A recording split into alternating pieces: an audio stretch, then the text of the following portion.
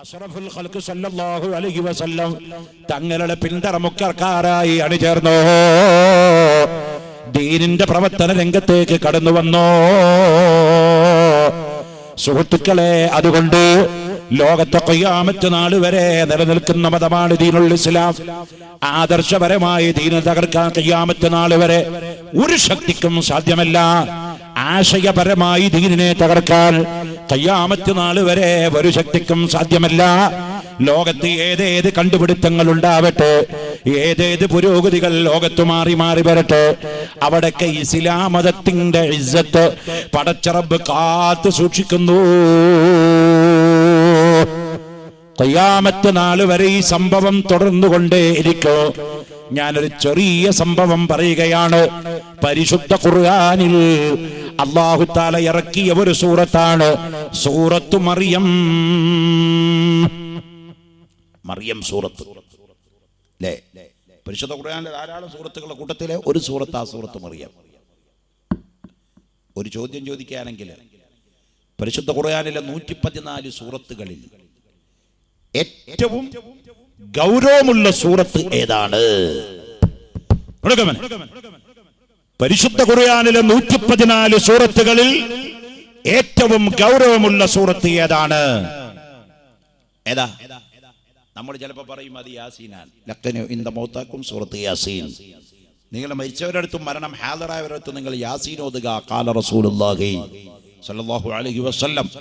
സൂറത്ത് യാസീൻ വളരെ പ്രധാനപ്പെട്ട സൂറത്താണ്. മാത്രമല്ല, ശത്രുക്കളുടെ ഉപദ്രവത്തിൽ നിന്ന് രക്ഷപ്പെടാൻ സൂറത്ത് യാസീൻ ഓതണം. മുഹമ്മദ് നബി സല്ലല്ലാഹു അലൈഹി വസല്ലം തങ്ങൾ ഹിജ്റ പുറപ്പെടുന്ന സമയത്ത് ശത്രുക്കളുടെ മുമ്പിൽ നിന്ന് രക്ഷപ്പെടാൻ ഒരുപിടി ചരൽക്കല്ല് വാരുകയും സൂറത്ത് യാസീനിലെ ഏതാനും ചില വാചകങ്ങൾ ഓതി ഫഹും ലാ യുബ്സിറൂൻ വറച്ചൽ ഷാഹത്തിൽ വുജൂഹ് എന്ന് പറഞ്ഞ് ശത്രുക്കളുടെ മുഖത്തേക്ക് വലിച്ചെറിഞ്ഞിട്ടാണ് റസൂലുള്ളാഹി അവിടുന്ന് ഇറങ്ങിപ്പോയി രക്ഷപ്പെട്ടത്. അത് സൂറത്ത് യാസീന്റെ പവറാ. മരിച്ചവരടുത്ത് ഓതാന്നല്ലേ സൂറത്ത് യാസീന. മരണം ഹാദറാകുന്നവരുടെ അടുത്ത് നിങ്ങൾ സൂറത്ത് യാസീൻ ഓതിയാൽ അവന്റെ മരണവേദന ലഘൂകരിക്കപ്പെടുമെന്ന് ഖാല റസൂലുള്ളാഹി. അങ്ങനെ യാസീൻ സൂറത്തിന് വേറെയും വേറെയും വേറെയും വേറെയും വേറെ ഒരുപാട് പ്രത്യേകത ഉണ്ട്. ഞാൻ ആ ഭാഗത്തേക്ക് ഇപ്പൊ കടക്കല്ല. ഓരോ സൂറത്തിനും ഒരുപാട് ഒരുപാട് ഒരുപാട് ഒരുപാട് ഒരുപാട് പ്രത്യേകതകളുണ്ട്. എന്നാൽ ആ യാസീൻ സൂറത്തല്ല ഖുർആനിലെ ഏറ്റവും സീരിയസ് സൂറത്ത്. ഖുർആനിലെ ഏറ്റവും ഗൗരവമേറിയ സൂറത്ത് മറിയം സൂറത്താണ്. എന്താ അങ്ങനെ ആവാനുള്ള കാരണം? മറിയം സൂറത്തിൽ ഒരു കാര്യം അല്ലാഹു പറയാണ്. എന്താ പറയുന്നത്? മോനെ, ഈസാ നബി അലൈഹിസ്സലാം ജനിക്കുന്നു. എങ്ങനെ ജനിക്കുന്നു? മറിയം ബീബി റളിയല്ലാഹു അൻഹയുടെ വയറ്റിൽ ഈസാ നബി ജനിക്കുന്നു, ബാപ്പയില്ലാതെ. ഈസാ നബിയുടെ പിതാവിന്റെ പേരെന്താ? നോ. ഈസാ നബിക്ക് വാപ്പയില്ല. ഉണ്ടോ? ഏയ്. നമ്മൾ ഈസാ നബിനെ പറ്റി എങ്ങനെ പറഞ്ഞ? ഈസബിന് മറിയം. മറിയമിന്റെ മോനായ ഈസാന. റസൂലുള്ളാഹിനെ പറ്റി എങ്ങനെയാ പറയുന്നത്? മുഹമ്മദ് ബിൻ അബ്ദില്ലാന. അബ്ദുല്ലാന്റെ മോനായ മുഹമ്മദ് സല്ലല്ലാഹു അലൈഹി വസല്ലം. അല്ലേ? ഉമ്മാടെ പേര് കൂട്ടിപ്പറയുന്ന പ്രവാചകനാണ് ഈസബിന് മറിയം, റൂഹുല്ലാഹി ഈസാ അലൈഹിസ്സലാം. ഈസാ നബിക്ക് വാപ്പുണ്ടോ? ഏയ്. നമ്മൾ 1400 കൊല്ലം മുമ്പേ അള്ളാഹു പറഞ്ഞു ഈസാ നബിക്ക് വാപ്പല്ലാത്ത ശിശുവാണ് എന്ന്. സൂറത്ത് മറിയമിലാണ് അള്ളാഹു അത് പറഞ്ഞത്. മറിയം സൂറത്താണ് ഏറ്റവും വലിയ ഖുർആനിലെ സീരിയസ് സൂറത്ത്. അതിന്റെ തെളിവാണ് അതിന്റെ തലക്ക് 5 അക്ഷരം കൊണ്ടാണ് തുടങ്ങുന്നത്. കാഫ് ഹാ യാ ഐൻ സ്വാദ്. അക്ഷരം കൊണ്ട് തുടങ്ങുന്ന ഏത് സൂറത്തുണ്ടോ അതിന്റെ ഉള്ളടക്കം വളരെ ഗൗരവമാവും. അലിഫ് ലാം മീം. ഉറങ്ങല്ല ഉറങ്ങല്ല ഉറങ്ങല്ല. അങ്ങനെ ഉറങ്ങിയാലോ? അൽ-ബഖറ സൂറത്ത് അലിഫ് ലാം മീം 3 അക്ഷരം കൊണ്ട് തുടങ്ങുന്നു. അതിന്റെ ഉള്ളടക്കം ഗൗരവ. യാസീൻ സൂറത്തിന്റെ ഉള്ളടക്കം ഗൗരവ. അക്ഷരം കൊണ്ട് തുടങ്ങുന്ന ഏത് സൂറത്തുണ്ടോ നിങ്ങൾ പരിശോധിച്ചോ, അതിന്റെ ഉള്ളടക്കം വളരെ ഗൗരവമുള്ളതാണ്. ബഹുമാനപ്പെട്ട മറിയം ബീവി റളിയല്ലാഹു അൻഹയുടെ ഗർഭപാത്രത്തില് ഈസാ നബി അലൈഹിസ്സലാം ജന്മം നൽകപ്പെടുകയാണ്. തമ്പുരാനായ അല്ലാഹു മറിയം വിവാഹിതയല്ല. മറിയമിനൊരു പുരുഷൻ തൊട്ടിട്ടില്ല. മറിയമിന്റെ കന്യകാത്വം ഭേദിക്കപ്പെട്ടിട്ടില്ല. മറിയമിന്റെ ഗർഭപാത്രത്തിലേക്ക് ബീജം കടന്നിട്ടില്ല. ഒരു പുരുഷൻ തൊടാതെ, ഒരു സംസ്കർക്ക ബന്ധം നടത്താതെ മറിയമിന്റെ വയറ്റിൽ കുട്ടി ജനിക്കുന്നു. ഇത് വലിയൊരു സംഭവമാണ്. അക്കാലത്ത് മുതൽ ഇക്കാലത്ത് വരെ അത് മറിയം ബീബി അസ്വസ്ഥതയാതെ അതാണ്. മറിയം ബീബി റളിയല്ലാഹു അൻഹ പറഞ്ഞു, തമ്പുരാനെ, വലം യംസസ്നി ബശറുൻ, എന്നെ ഒരു മനുഷ്യൻ തൊട്ടിട്ടില്ലല്ല അല്ലാഹ്, എന്നൊരു ആണിന്റെ സ്പർശനം എനിക്ക് ഏറ്റിട്ടില്ലല്ല അല്ലാഹ്. എന്റെ ശരീരത്തില് ഒരാളുടെയും കൈ തൊടാത്ത പാവപ്പെട്ട എന്റെ വയറ്റിലെങ്ങനെയാണ് കുട്ടിയുണ്ടാകുന്നതെന്ന് ജനങ്ങൾ ചോദിച്ചാ ഞാനെന്ത് മറുപടി പറയണമല്ലോ? മറിയം ബീവിയോട് പടച്ച തമ്പുരാൻ പറഞ്ഞു കൊടുത്തു, മറിയമേ, ഒരക്ഷരം നീ സംസാരിക്കണ്ട. ആരാണ് കുട്ടിയുടെ തന്തയെന്ന് ചോദിക്കാൻ വരുന്നവനോട് നീ ഒരക്ഷരം മുണ്ടണ്ട. പകരം മകനോ മകളോന്ന് ചോദിച്ചേരത്ത് മകനാർ മതുക്ക് പിറന്ന് ചൊന്നോവർ. നമ്മൾ റിഫായി മാല പാടുമ്പോ കേൾക്കാറില്ലേ? മകനോ മകളോന്ന് ചോദിച്ചേരത്ത് മകനാർ അഹ്മദ് പിറന്ന് ചൊന്നോവർ. ബഹുമാനപ്പെട്ട അഹ്മദുൽ കബീർ റിഫായി തങ്ങളുടെ ഉമ്മ റിഫായി ശൈഖിനെ ഗർഭം ധരിച്ചു പോയ സമയം അകാലത്ത് ബഗ്ദാദിലുള്ള പെണ്ണുങ്ങള് റിഫായി ശൈഖിന്റെ ഉമ്മയുടെ 4 ഭാഗത്തും ചുറ്റി വളഞ്ഞു. ആ പെണ്ണുങ്ങളൊന്ന് തമാശയാക്കി, ഏ പെണ്ണേ, നിന്റെ വയറ്റിൽ വളരുന്ന കുട്ടി ആണാണോ പെണ്ണാണോ? റിഫായി ശൈഖിന് വാപ്പുണ്ട്, ഉമ്മയുണ്ട്. എന്നിട്ടും ബഗ്ദാദിലുള്ള നമ്മുടെ നാട്ടിൽ നടപ്പ് അങ്ങനെ തന്നെയാണ്. കല്യാണം കഴിഞ്ഞ ഒരു 2-3 മാസമൊക്കെ ആകുമ്പോഴേക്കും അടുത്ത അയലങ്കത്തെ പെണ്ണുങ്ങൾക്ക് വലിയ ആകാംക്ഷയാണ്. വന്ന് ഇങ്ങനെ ഇടക്കിടക്ക് ചോദിക്കാൻ തുടങ്ങും, വിശേഷം വല്ലതുണ്ടോ? എന്തോ ഈ വിശേഷം ഉണ്ടോ എന്ന് ചോദിച്ചാൽ, ആർ യു പ്രഗ്നന്റ്, നീ ഗർഭിണിയാണോ എന്നായി ചോദിക്കുന്നത്. അതിന് മജാസിയ കലാമാണ്, വിശേഷം വല്ലതുണ്ടോ. പെണ്ണുങ്ങൾക്ക് അതറിയാണ്ട് വലിയ ഇടങ്ങറ. അതാവും വലിയ ചർച്ച, സ്ത്രീകളുടെ ചർച്ച. പൗരാണികമായി നാച്ചുറലായിട്ട് സ്ത്രീ സ്വഭാവം അത് തന്നെയാ. ബഗ്ദാദിലെ സ്ത്രീകൾ വന്ന് റിഫായി ശൈഖിന്റെ ഉമ്മാനെ അങ്ങനെ വളഞ്ഞു. കല്യാണമൊക്കെ കഴിഞ്ഞൊരു 3-4 മാസമായപ്പോ ഒന്ന് ചോദിക്കാ, അല്ല വിശേഷം വല്ലതുണ്ടോ എന്നല്ല ചോദിച്ചത്. വിശേഷം ഉണ്ട് എന്നാ പെണ്ണുങ്ങൾക്ക് അറിയാം, ഗർഭിണിയാ റിഫായി ശൈഖിന്റെ ഉമ്മ. റിഫായി ശൈഖിനെ ഗർഭം ധരിച്ചിരിക്കുക. വന്ന് ചോദിച്ചത് അല്ല, വയറ്റിൽ കിടക്കണ കുട്ടി ആണാണോ പെണ്ണാണോ എന്നാ. അതിന് മറുപടി പറയാൻ അക്കാലത്ത് ഒരാൾക്കും സാധ്യമല്ല, ഇക്കാലത്ത് പറ്റുമെന്ന് പറയാനുള്ള കാരണം, ഒരു 300 രൂപ കയ്യിലുണ്ടെങ്കിൽ നിങ്ങൾ കോഴിക്കോട് പോയി അൾട്രാസൗണ്ട് സ്കാൻ ചെയ്താൽ കുട്ടിയുടെ ജനനേന്ദ്രിയത്തിന്റെ ഫോട്ടോ ഈ സ്കാനിങ് റിപ്പോർട്ടിൽ കിട്ടും. 3 മാസം കഴിഞ്ഞ് കൊണ്ടുപോയി സ്കാൻ ചെയ്താൽ കുട്ടി ആണാണോ പെണ്ണാണോ എന്നറിയാം. പക്ഷേ അത് റിപ്പോർട്ട് വെളിപ്പെടുത്തൽ കുറ്റകരമാണ്. അതുകൊണ്ട് സ്ട്രിക്റ്റായി സ്കാനിങ് സെന്ററുകൾക്ക് ഗവൺമെന്റ് അതിന് റിസൾട്ട് കൊടുക്കരുത് എന്ന് പറഞ്ഞിരിക്കുകയാണ്. അറിയണമെങ്കിൽ അറിയാം, കാണണമെങ്കിൽ കാണാം. അങ്ങനത്തെ സംവിധാനം ഇപ്പൊ നമ്മുടെ കയ്യിലുണ്ട്. പക്ഷേ 1000 കൊല്ലം മുമ്പ് അഹ്മദുൽ കബീർ റിഫായി റളിയല്ലാഹു അൻഹു അവിടുത്തെ ഉമ്മ ഗർഭം ധരിച്ച സമയത്ത് ഈ അൾട്രാസൗണ്ട് സ്കാനിംഗ് ഇല്ല, ലാബും ഇല്ല, ലബോറട്ടറി ഇല്ല, ആശുപത്രി ഇല്ല. അപ്പൊ പെണ്ണുങ്ങൾ വന്ന് ചോദിക്കാണ്, അല്ല കുട്ടി ആണാണോ പെണ്ണാണോ? അതാണ് മാല പറയുന്നത്, മകനോ മകളോന്ന് ചോദിച്ചേരത്ത് മകനാർ അഹ്മദ് പിറന്ന് ചൊന്നോവർ. അഹ്മദുൽ കബീർ റിഫായി തങ്ങൾ ഗർഭപാത്രത്തിൽ കിടക്കുന്ന ചോരക്കുഞ്ഞാണ്. അയൽപക്കത്തെ പെണ്ണുങ്ങൾ വന്നിട്ട് ഉമ്മാനെ കളിയാക്കി ചോദിച്ചു, ആണാണോ പെണ്ണാണോ? ഉടനെ ഗർഭപാത്രത്തുന്നതാ മറുപടി പറയുന്നു, പെണ്ണുങ്ങളെ, അഹ്മദുൽ കബീർ റിഫായി. ഞാൻ അല്ലാഹുവിന്റെ ഔലിയാക്കളുടെ ഖുതുബായ ഖുതുബുൽ ഖുതാബിന്റെ സ്ഥാനം വരെ എത്തുന്ന അഹ്മദുൽ കബീറാണ് കേട്ടോ. ഞാൻ ആൺകുട്ടിയാണ് കേട്ടോ. അഹ്മദുൽ കബീർ റിഫായി തങ്ങള് വയറ്റിന്റെ അടിഭാഗത്തുനിന്ന് വിളിച്ചു പറഞ്ഞതായി അഹ്മദുൽ കബീർ തങ്ങളുടെ ചരിത്രം പറയുന്നു. എന്നാൽ അവിടെ നിന്നും 1000 കൊല്ലം അപ്പുറത്താണ് ഈസാ നബിയുടെ ജനനം നടക്കുന്നത്. 2007 കൊല്ലം മുമ്പെയാണ് ഈസാ നബി ബത്ലഹേമിൽ ജനിക്കുന്നത്. ആ ഈസാ നബി മറിയമിന്റെ വയറ്റിൽ കുട്ടിയായി ജനിച്ചപ്പോ ആ നാട്ടിലെ ജനങ്ങൾക്കറിയേണ്ടത് ആണാണോ പെണ്ണാണോ എന്നല്ല. കന്യകത്വമുള്ള മറിയമിന്, വിവാഹം കഴിക്കാത്ത മറിയമിന് ഒരു പുരുഷ ബന്ധമില്ലാതെ എങ്ങനെ കുട്ടിയുണ്ടാവുന്നു? അതുകൊണ്ട് പറയൂ മറിയമേ, നിന്റെ വയറ്റിൽ കിടക്കുന്ന കുട്ടിയുടെ പിതാവാരാണ്? നീ ആരെ പിടിച്ചു വ്യഭിചരിച്ചതാണ്? ഏത് തേവിടിശിയാണ് നീ എന്ന് മറിയം ബീവിനെ വിചാരണ ചെയ്യാൻ തുടങ്ങിയപ്പോ മറിയം ബീവി പറഞ്ഞു, ജനങ്ങളെ, ഞാൻ നിരപരാധിയാ, എന്റെ കന്യകാത്വത്തിന് കേടുപറ്റിയിട്ടില്ല. വലം യംസസ്നി ബശറുൻ, എന്നെ ഒരു മനുഷ്യൻ തൊട്ടിട്ടില്ല. അപ്പൊ ജനങ്ങൾ ചോദിച്ചു, പിന്നെ എങ്ങനെയാണ് ഈ കുട്ടി ഇല്ലായത്? മറിയം ബീവി പറഞ്ഞു, ഇത് വെറുതെ എങ്ങനെ ഉണ്ടായതാണ് പറഞ്ഞു. അപ്പൊ ജനങ്ങൾ പറഞ്ഞു, വെറുതെ ഒരു കുട്ടി ഉണ്ടാവണു.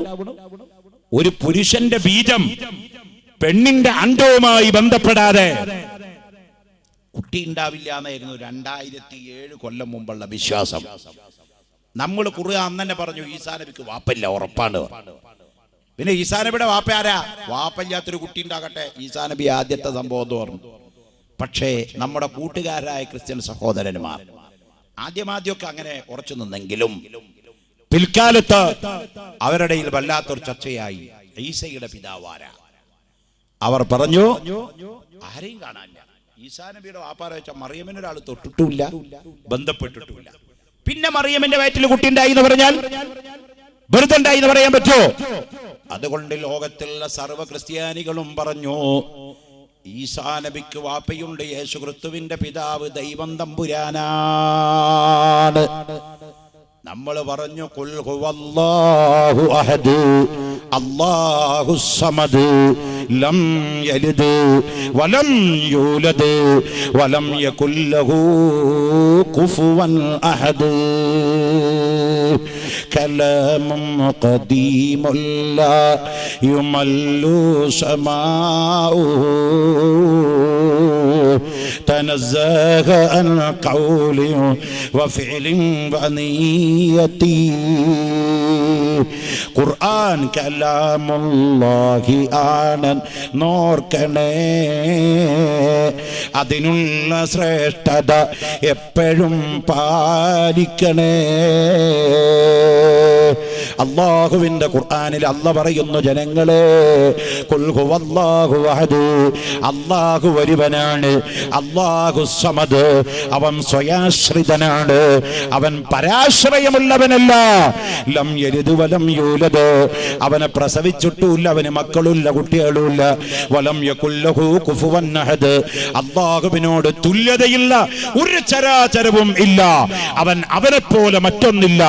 അങ്ങനത്തെ മറ്റൊന്നിന് രൂപസാദൃശ്യമില്ലാത്ത തമ്പുരാനായ അല്ലാഹു, അവന് ഭാര്യയില്ല, മക്കളില്ല, അവന് പെൺകുട്ടിയില്ല, ആൺകുട്ടിയില്ല, അവന് ബീജമില്ല, ശുക്ലമില്ല, അവന് രൂപമില്ല, ഭാവമില്ല, അവനെ പോലെ മറ്റൊന്നില്ല. നിങ്ങളുടെ മനസ്സിൽ വിചാരിക്കുന്ന ഒന്നുമായിട്ടും ദൈവമായ തമ്പുരാനായ അല്ലാഹുവിനെ കൺസെപ്റ്റ് ചെയ്യാൻ സാധ്യമല്ല എന്ന് പരിശുദ്ധ ഖുർആൻ വളരെ ഖണ്ഡിതമായി പറഞ്ഞു. ഇന്നും അങ്ങനെ തന്നെ ഖുർആൻ പറഞ്ഞു, ഈസാ നബിക്ക് വാപ്പയില്ലാത്ത കുട്ടിയാണ്. ഇത് ധൈര്യം പറയണമെങ്കിൽ കുറച്ച് ഉള്ളുറപ്പ് വേണം. തസ്ലീമാ നസ്രി ഇറങ്ങി വന്നിട്ട് പറഞ്ഞു, ഖുർആൻ മാറ്റണമെന്നാണ്. ഏതായത്താ മാറ്റേണ്ടതെന്നും കൂടി പറയണം. വെറുതെ അങ്ങനെ ഉണ്ടല്ലാതെ കാടടച്ച് വെടിവെച്ചാ പോരാ. ഏതായത്താണ് ഖുർആനിലെ തെറ്റ്? മറിയമിന് ബാപ്പല്ലാതെ കുട്ടി ഉണ്ടായി എന്നുള്ള ആയത്ത് തെറ്റാണോ? ഇപ്പതാ പറയുന്നത് 2007 ഈ ലോകം ഉണ്ടായതിന്റെ ശേഷം കണ്ടുപിടിക്കുന്ന വലിയ കണ്ടുപിടുത്തങ്ങളിൽ ഒന്നാണിത്. 2007 കണ്ടുപിടുത്തം എന്താണ്? ബയോളജി പറയുന്നു, ഒരു പുരുഷന്റെ ശാരീരികമായ ബന്ധമില്ലാതെ പുരുഷന്റെ ബീജം സിറിഞ്ചിലെടുത്ത് ഇഞ്ചക്ഷൻ ചെയ്ത് പെണ്ണിന്റെ ഗർഭപാത്രത്തിൽ കയറ്റാതെ ശുക്ലം ശരീരത്തിൽ വിസർജിക്കപ്പെടാതെ പെണ്ണ് ഗർഭിണിയാവും. അതെങ്ങനെ? എക്സ്റേ എടുക്കുന്ന കണ്ടിട്ടില്ലേ നിങ്ങള്? MRI സ്കാൻ ചെയ്യാറില്ലേ? CT സ്കാൻ ചെയ്യാറില്ലേ? ആർക്കെങ്കിലും വല്ല വേദനയും തോന്നാറുണ്ടോ? എക്സ്റേ എടുക്കുമ്പോ ശരീരത്തിന് വല്ല കുഴപ്പമുണ്ടോ? ഇഞ്ചക്ഷൻ എടുക്കുമ്പോ ഉണ്ട്. എക്സ്റേ എടുക്കുമ്പോ ഒന്നും അറിയണില്ല. എന്നാൽ ഇഞ്ചക്ഷൻ എടുക്കുന്നത് ഗുരുതരമല്ല, എക്സ്റേ എടുക്കുന്നത് ആപത്താണ്. ട്രിപ്പ് കയറ്റുന്നത്, ഗ്ലൂക്കോസ് കയറ്റുന്നത് നല്ലതാണ്, സ്കാൻ ചെയ്യുന്നത് അബദ്ധമാണ്, ആപത്താണ്. 40 പ്രാവശ്യം നിങ്ങൾക്ക് സ്കാനിങ്ങോ എക്സ്റേയോ എടുത്താൽ റേഡിയേഷന്റെ ഫലമായി നിങ്ങൾക്ക് ട്യൂമർ ക്യാൻസർ ഉറപ്പിക്കാം. അതുകൊണ്ട് വിദഗ്ധനായ ഒരു ഡോക്ടർ ഒരിക്കലും എക്സ്റേക്കോ സ്കാനിങ്ങിനോ സജക്ട് ചെയ്യാറില്ല, നിർവാഹമില്ലാത്ത ഘട്ടത്തിലൊഴികെ. കാരണം അൾട്രാവയലറ്റ് എന്ന് പറയുന്ന മാരകമായ രശ്മികളെയാണ് നമ്മുടെ ശരീരത്തിന്റെ ഉള്ളിലേക്ക് കടത്തിവിടുന്നത്. എന്താണ് ഈ അൾട്രാവയലറ്റ് രശ്മി? സൂര്യനിൽ നിന്ന് ഭൂമിയിലേക്ക് പതിക്കുന്ന അതിഭീകരമായ രശ്മികളാണ് അൾട്രാവയലറ്റ് രശ്മി. അതിനെ മറ്റൊരു രൂപത്തിൽ പ്രതിഫലിപ്പിച്ചുകൊണ്ട് നമ്മുടെ ശരീരത്തിലേക്ക് കയറ്റിവിട്ടിട്ടാണ് എല്ലിന്റെയും മറ്റൊക്കെ ഫോട്ടോ ഫിലിമിൽ പകർത്തുന്നത്. എന്നാൽ സഹോദരന്മാരെ, 2007 റിപ്പോർട്ടിൽ പറയുന്നത്, അമേരിക്ക തന്നെ കണ്ടുപിടിച്ചുകൊണ്ട് പറയുന്നു, പെണ്ണ് ഗർഭിണിയാവാൻ ഒരു പുരുഷന്റെ ബന്ധം വേണ്ട, റേഡിയേഷൻ നടത്തിക്കൊണ്ട് പ്രകാശത്തെ പെണ്ണിന്റെ ഗർഭപാത്രത്തിലേക്ക് തരംഗങ്ങൾ വഴിയായി കയറ്റിക്കഴിഞ്ഞാൽ ബീജമില്ലാതെ ശുക്ലമില്ലാതെ പെണ്ണ് പ്രസവിക്കപ്പെടുമെന്ന് 2007 സർവേ പറയുമ്പോ മറിയം ബീവി എങ്ങനെയാണ് ഗർഭമുണ്ടായത്? പരിശുദ്ധ ഖുർആൻ പറയുന്നു, മലക്കുൽ മുഖറബായ മലക്ക് ജിബ്രീൽ അലൈഹിസ്സലാം എന്ന മലക്ക് വന്നിട്ട് പറയുന്നു, മറിയമേ, ഞാൻ അല്ലാഹുവിന്റെ ഭാഗത്തു നിന്നുള്ള മലക്കാണ്, നിനക്കൊരു കുട്ടി ഉണ്ടാകാൻ പോകുന്ന സന്തോഷ വാർത്ത അറിയിക്കാമെന്ന മലക്കാണ് എന്ന് മറിയം ബീവിയെ കൊള്ളവെന്ന് പറഞ്ഞപ്പോ മറിയം ബീവി ചോദിച്ചൊരുതാണ്, തമ്പുരാനെ, ജിബ്രീലേ, എനിക്ക് എങ്ങനെയാണ് കുട്ടികൾ ഉണ്ടാകുക? എനിക്ക് ഭർത്താവില്ലല്ലോ, കന്യകയായ മറിയമിന് കുട്ടിയുണ്ടാവുമോ? ഇത് പറഞ്ഞു കേട്ടപ്പോഴേക്കു ജിബ്രീൽ അലൈഹിസ്സലാം എന്ന മലക്ക് മറിയമിന്റെ ശരീരത്തിലേക്ക് ഒരു ഊത്ത് വെച്ചു കൊടുത്തു. മറിയം ബീവിയുടെ ശരീരം കൊള്ള ജിബ്രീൽ അലൈഹിസ്സലാം ഊതിയതായി ഇസ്ലാമിക ചരിത്രം രേഖപ്പെടുത്തുന്നു. ആ ഊത്തിന്റെ പരിണിത ഫലമായി മറിയം ഗർഭിണിയായി. ഇപ്പൊ ആധുനിക ബയോളജി പറഞ്ഞതാണ്, ജിബ്രീൽ എന്ന മലക്ക് പണ്ട് ഊതിയതുപോലെ ലേസർ രശ്മികളെ കൊണ്ട് ഒരു പുരുഷന്റെ ബന്ധമില്ലാതെ പെണ്ണിന്റെ ഗർഭപാത്രത്തിൽ കുട്ടികൾ ഉണ്ടാക്കാമല്ലോ. അപ്പൊ ലോകത്തെ ആദ്യത്തെ ബാപ്പയില്ലാത്ത കുട്ടി ഈസാ നബിയാണെന്ന് ഖുർആൻ വിളിച്ചു പറഞ്ഞത് 2007 വന്നപ്പോൾ ആധുനിക ലോകം ശരിവച്ചു. ഇപ്പൊ സത്യത്തിൽ ഈസാ നബിക്ക് വാപ്പുണ്ടാക്കി കൊടുത്തവരടങ്ങറായി. അതിന്റെ ആവശ്യമില്ലായിരുന്നു ഇപ്പൊക്കെ പറഞ്ഞു തരേണ്ട, മനസ്സിലായില്ലേ? ഞാനിതാ പറഞ്ഞത് 6666 ആയത്ത് മതി ലോകം മുഴുവൻ അതിന്റെ ഉള്ളിൽ അല്ലാഹു ഒതുക്കിയിട്ടുണ്ട്.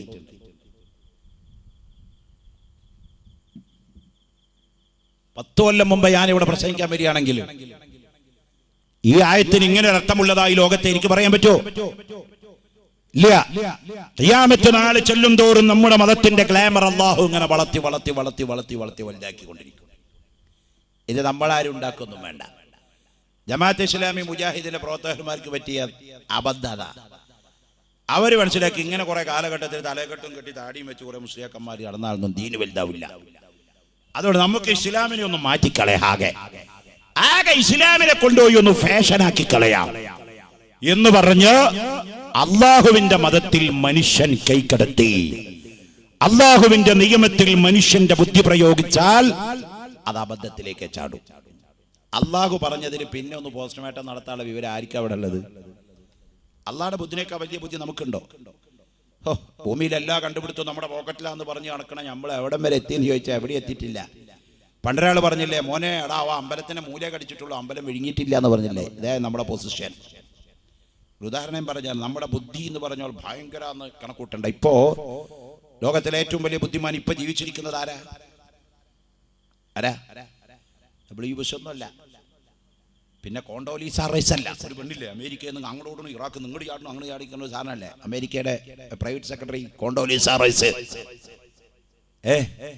ഇവരൊന്നല്ല ലോകത്തെ ബുദ്ധിജീവി. ഇപ്പോ ലോകത്തിലെ ഏറ്റവും വലിയ ബുദ്ധിജീവി, ഇന്ന് ഇവിടെ ജീവിച്ചിരിക്കുന്നതിൽ ഏറ്റവും വലിയ ബുദ്ധിജീവി സ്റ്റീഫൻ ഹോക്കിംഗ് എന്ന് പറഞ്ഞൊരു മനുഷ്യനാണ്. അയാൾ ചിന്തിച്ച് അയാളുടെ ബുദ്ധി തകടം മറിഞ്ഞു പോയി എന്നുള്ള. അപ്പൊ അയാൾക്ക് സംസാരിക്കാൻ കഴിയില്ല, നാക്കനങ്ങില്ല. അയാളുടെ കയ്യിന്റെ ചൂണ്ടുവിരൽ മാത്രമേ അനങ്ങൂ. ആ കയ്യിന്റെ ചൂണ്ടുവിരലിൽ കമ്പ്യൂട്ടറിന്റെ മെഷീൻ ഘടിപ്പിച്ചിരിക്കുക. ഇയാളുടെ മനസ്സിൽ വരുന്ന ആശയം ചൂണ്ടുവിരൽ കൊണ്ട് ഇങ്ങനെ ഇഷാറത്താക്കുമ്പോ കമ്പ്യൂട്ടർ അതിന് ശബ്ദം നൽകി അതിന് അക്ഷരം കൊടുത്ത് നമ്മളോട് പറഞ്ഞു തരുന്നു. ആ സ്റ്റീഫൻ ഹോക്കിംഗ് ഈ അടുത്ത ദിവസം പറഞ്ഞത് എന്താണെന്നറിയോ? 200 കൊല്ലത്തിന്റെ ഉള്ളില് സൂര്യൻ തകർന്നു വീഴും. സ്റ്റീഫൻ ഹോക്കിംഗ് ഇത് പറഞ്ഞപ്പോ നിങ്ങൾക്ക് ആർക്കെങ്കിലും സംശയമുണ്ടോ? ജമാഅത്ത് ഇസ്ലാമിക്ക് ആരാരെ നീച്ചത് അത് ശിർക്കാണെന്ന് പറയോ? ഒരു കുഴപ്പമില്ല.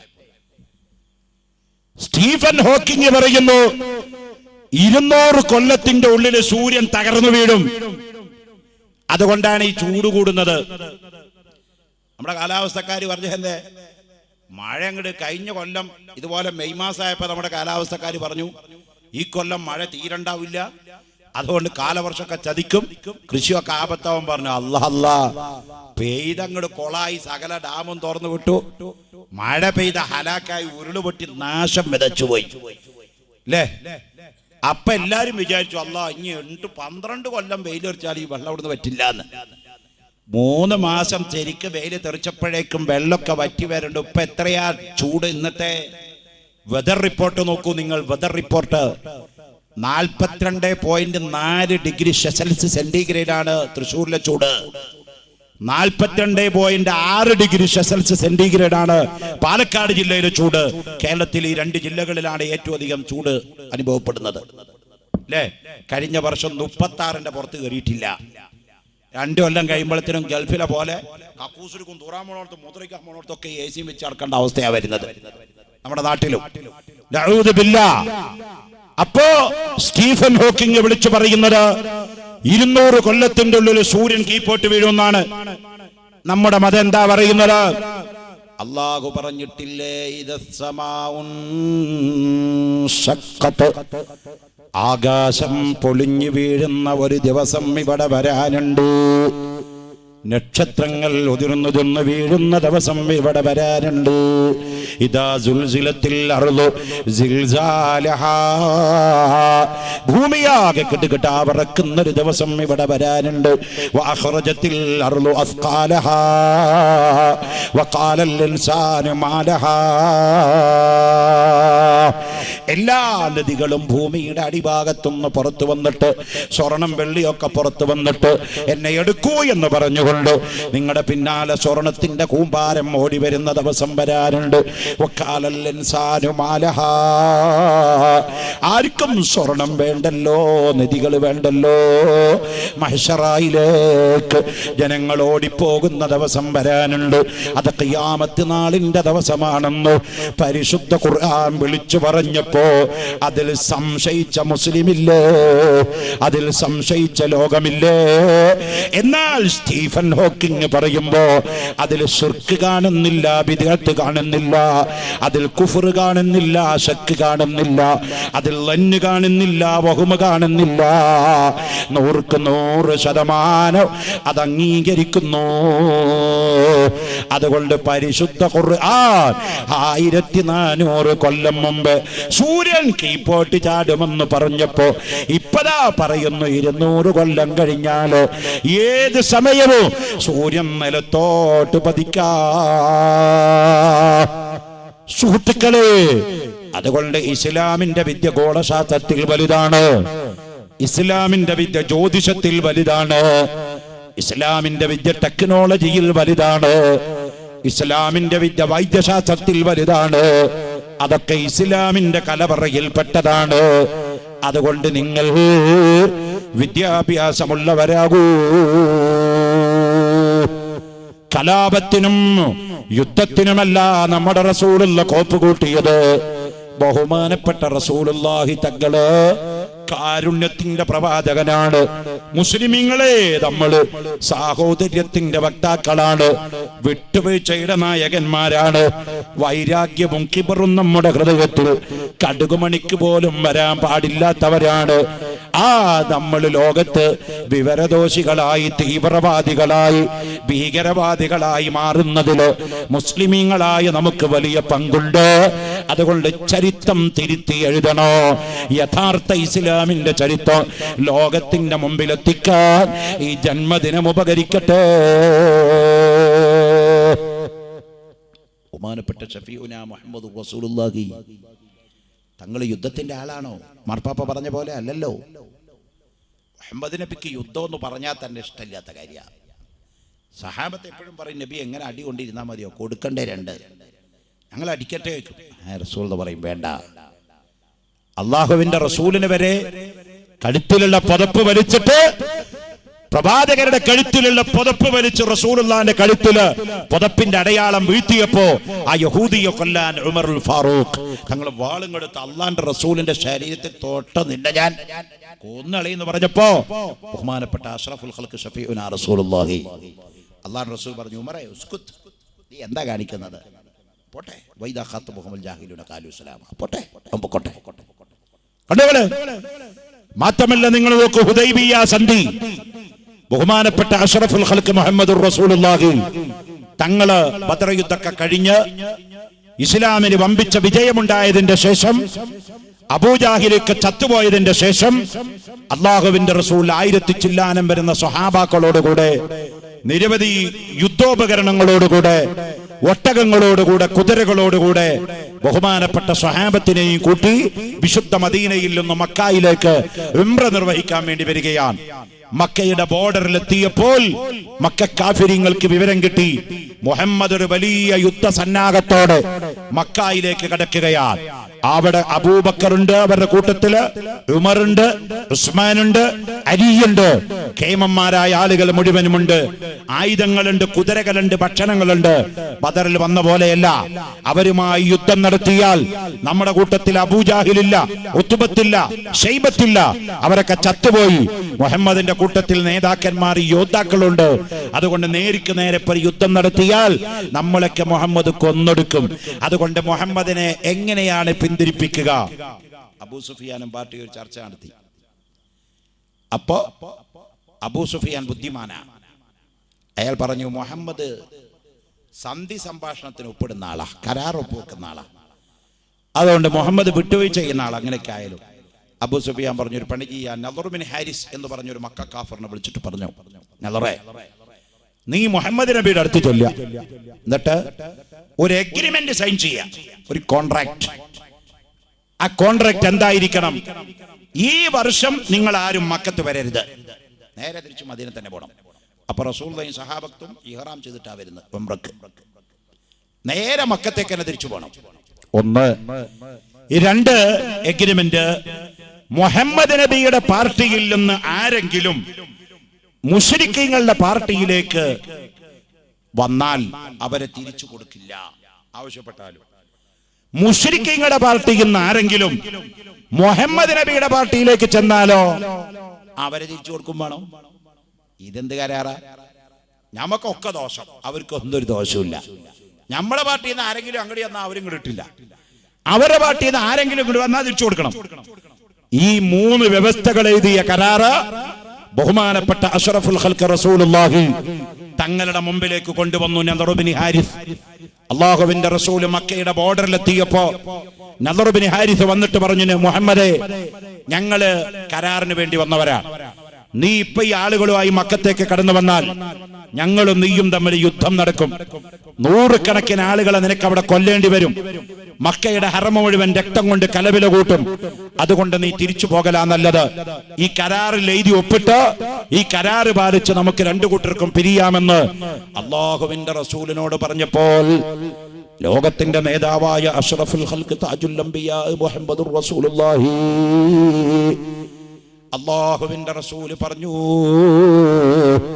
ബഹുമാനപ്പെട്ട ഉമറുൽ ഫാറൂഖ്, സയ്യിദുനാ അലി ഇബ്നു അബീ താലിബ് കറമല്ലാഹു വജ്ഹഹു ഈ രണ്ട് മഹാന്മാരെ മുന്നോട്ട് വന്നിട്ട് പറഞ്ഞു, യാ റസൂലല്ലാഹ് ഹബീബ ഉമ്മീ ഫിദാഉൻ ലക യാ റസൂലല്ലാഹ്, ഞങ്ങളുടെ വാപ്പരെക്കാട്ടിലും ഉമ്മയെക്കാട്ടിലും പൊന്നുമക്കളെക്കാട്ടിലും ഭാര്യയെക്കാട്ടിലും അള്ളാന്റെ റസൂലിനെ പ്രിയം വെക്കുന്നവരാണ് ഞങ്ങൾ നബിയെ. അതുകൊണ്ട് ഞങ്ങൾ ഈ കരാർ അംഗീകരിക്കുന്നില്ല. ഈ കരാർ നമുക്ക് വേണ്ട നബിയെ. നമുക്ക് നേരെ മക്കത്ത് ചെന്നുകൊണ്ട് അവരെ യുദ്ധം ചെയ്തിട്ട് പരാജയപ്പെടുത്താമല്ലോ. നമ്മുടെ കൂട്ടത്തിൽ ഇത്ര ആളുകളില്ലേ? ബദറിൽ ജയിച്ചവരല്ലേ നമ്മള്? അന്ന് നമ്മുടെ കയ്യിൽ 3 or 7 വാളുകൾ മാത്രമല്ലേ ഉള്ളത്. ഇന്ന് നമ്മുടെ കയ്യില് എത്രയോ ആയുധങ്ങളുണ്ട്, ആളുകളുണ്ട്, ഒട്ടകമുണ്ട്, കുതിരകളുണ്ട്. അതുകൊണ്ട് നമുക്ക് മക്കയിൽ ചെന്നുകൊണ്ട് യുദ്ധം ചെയ്തുകൊണ്ട് അവരെ നശിപ്പിക്കാമല്ലോ. കരാറ് വേണ്ട. അഷ്റഫുൽ ഖൽഖ് ഷഫീഉനാ മുഹമ്മദുർ റസൂലുള്ളാഹി തങ്ങൾ സമാധാന പ്രിയനാ. അള്ളാന്റെ റസൂല് പറഞ്ഞു, ഉമറേ കരാറ് വേണ്ട എന്ന് പറയാൻ പറ്റൂല. അലിയാരോട് പറഞ്ഞു, അലി കരാറ് ഒപ്പിടില്ല എന്ന് പറയാൻ പറ്റില്ല, അതൊരു മുസ്ലിമിന് പറ്റിയ പണിയല്ല. എവിടെ കരാറ് വെച്ചു? നദർ ബിൻ ഹാരിസ് എന്ന് പറയുന്ന ഈ ദുഷ്ടൻ ആ കരാറുമായി ഹദറത്ത് റസൂലുള്ളാഹി അള്ളാഹുവിന്റെ റസൂലിന്റെ ഹദറത്തിൽ കൊണ്ടുവന്നു. കരാറ് നോക്കി, കരാറ് വായിച്ചു നോക്കുമ്പോ ഒന്നാമത്തെ കരാറ് മുഹമ്മദ് നബിയും സഹാബത്തും നേരെ മക്കത്തേക്ക് തിരിച്ചു പോകണം. രണ്ടാമത്തെ അഗ്രിമെന്റ്, മുഹമ്മദ് നബിയുടെ ഇസ്ലാമായ പാർട്ടിയിൽ നിന്ന് ആരെങ്കിലും ഞങ്ങളുടെ പാർട്ടിയിലേക്ക് വന്നാൽ തിരിച്ചു കൊടുക്കില്ല. ഞങ്ങളുടെ പാർട്ടിയിൽ നിന്ന് ആരെങ്കിലും പോയി മുസ്ലിം ആവുകയും അവരെ തിരിച്ചു തരണമെന്ന് ഞങ്ങൾ ആവശ്യപ്പെടുകയും ചെയ്താൽ തിരിച്ചു കൊടുക്കണം. അങ്ങനെ കരാറില്ലല്ലോ. ഇപ്പൊ നമ്മൾ UAE നമ്മളും കൂടി അടുത്ത ദിവസം ഒരു കരാറിൽ ഒപ്പുവെച്ചിട്ടുണ്ട്. ഇവിടുത്തെ ഷെയ്ഖ് മുഹമ്മദ് ദുബൈയിലെ ഭരണാധികാരി ഡൽഹിയിൽ വന്നു. നമ്മുടെ പ്രധാനമന്ത്രിയും രാഷ്ട്രപതിയുമായി ഒരു കരാറിൽ ഒപ്പുവെച്ചത് ഇന്ത്യയിൽ നിന്ന് വിദേശത്തേക്ക് ജോലി ചെയ്തു പോയ ആളുകള് അവിടെ വല്ല കുറ്റകൃത്യങ്ങളും ചെയ്ത് നാട്ടിലേക്ക് വന്നാൽ അവിടെ വിചാരണ ചെയ്ത് അവിടുത്തെ നാട്ടിലെ നിയമം നടപ്പാക്കാൻ അങ്ങോട്ട് വിട്ടുകൊടുക്കാം. ഒന്ന്, UAE-യിൽ നിന്ന് ഇങ്ങോട്ട് വരുന്ന അറബികള് ഇവിടെ വെച്ച് വല്ല കുറ്റക്കേട് ഒപ്പിച്ച് അങ്ങോട്ട് പോയാല് ഇന്ത്യ രാജ്യത്തെ നിയമം നടപ്പാക്കാൻ വേണ്ടി ജുഡീഷ്യറിയിൽ ഹാജരാക്കാൻ അവരെ ഇന്ത്യയിലേക്കും വിട്ടുകൊടുക്കാം. അതാ കരാറ്. അല്ലാതെ അങ്ങോട്ട് മാത്രമുള്ള ഒരു വൺ വേ കരാറ് അത് എഗ്രിമെന്റ് അല്ല. ഇതാണ് ബഹുമാനപ്പെട്ട ഉമറുൽ ഫാറൂഖ് തങ്ങൾ പറഞ്ഞു, നബിയേ ഇത് കരാറല്ല, ചതിയാണ്. ഉമറാണ് പറയുന്നത്, ഈ കരാറിൽ ഒപ്പിടരുത്. ബഹുമാനപ്പെട്ട അലിയാർ പറഞ്ഞു ഒപ്പിടരുത്. അല്ലാഹുവിന്റെ റസൂൽ പറഞ്ഞു നോ, പറ്റൂല, ഒപ്പിടുന്നു പറഞ്ഞു. പിന്നെ സഹാബത്തിന് റസൂൽ ഒപ്പിടാന്ന് പറഞ്ഞാൽ മിണ്ടാൻ പറ്റുമോ? അല്ലാഹുവിന്റെ റസൂൽ ആ കരാറിങ് വാങ്ങിച്ചിട്ട് അതിന്റെ ചുവട്ടിൽ ഒപ്പിട്ട് കൊടുത്തു.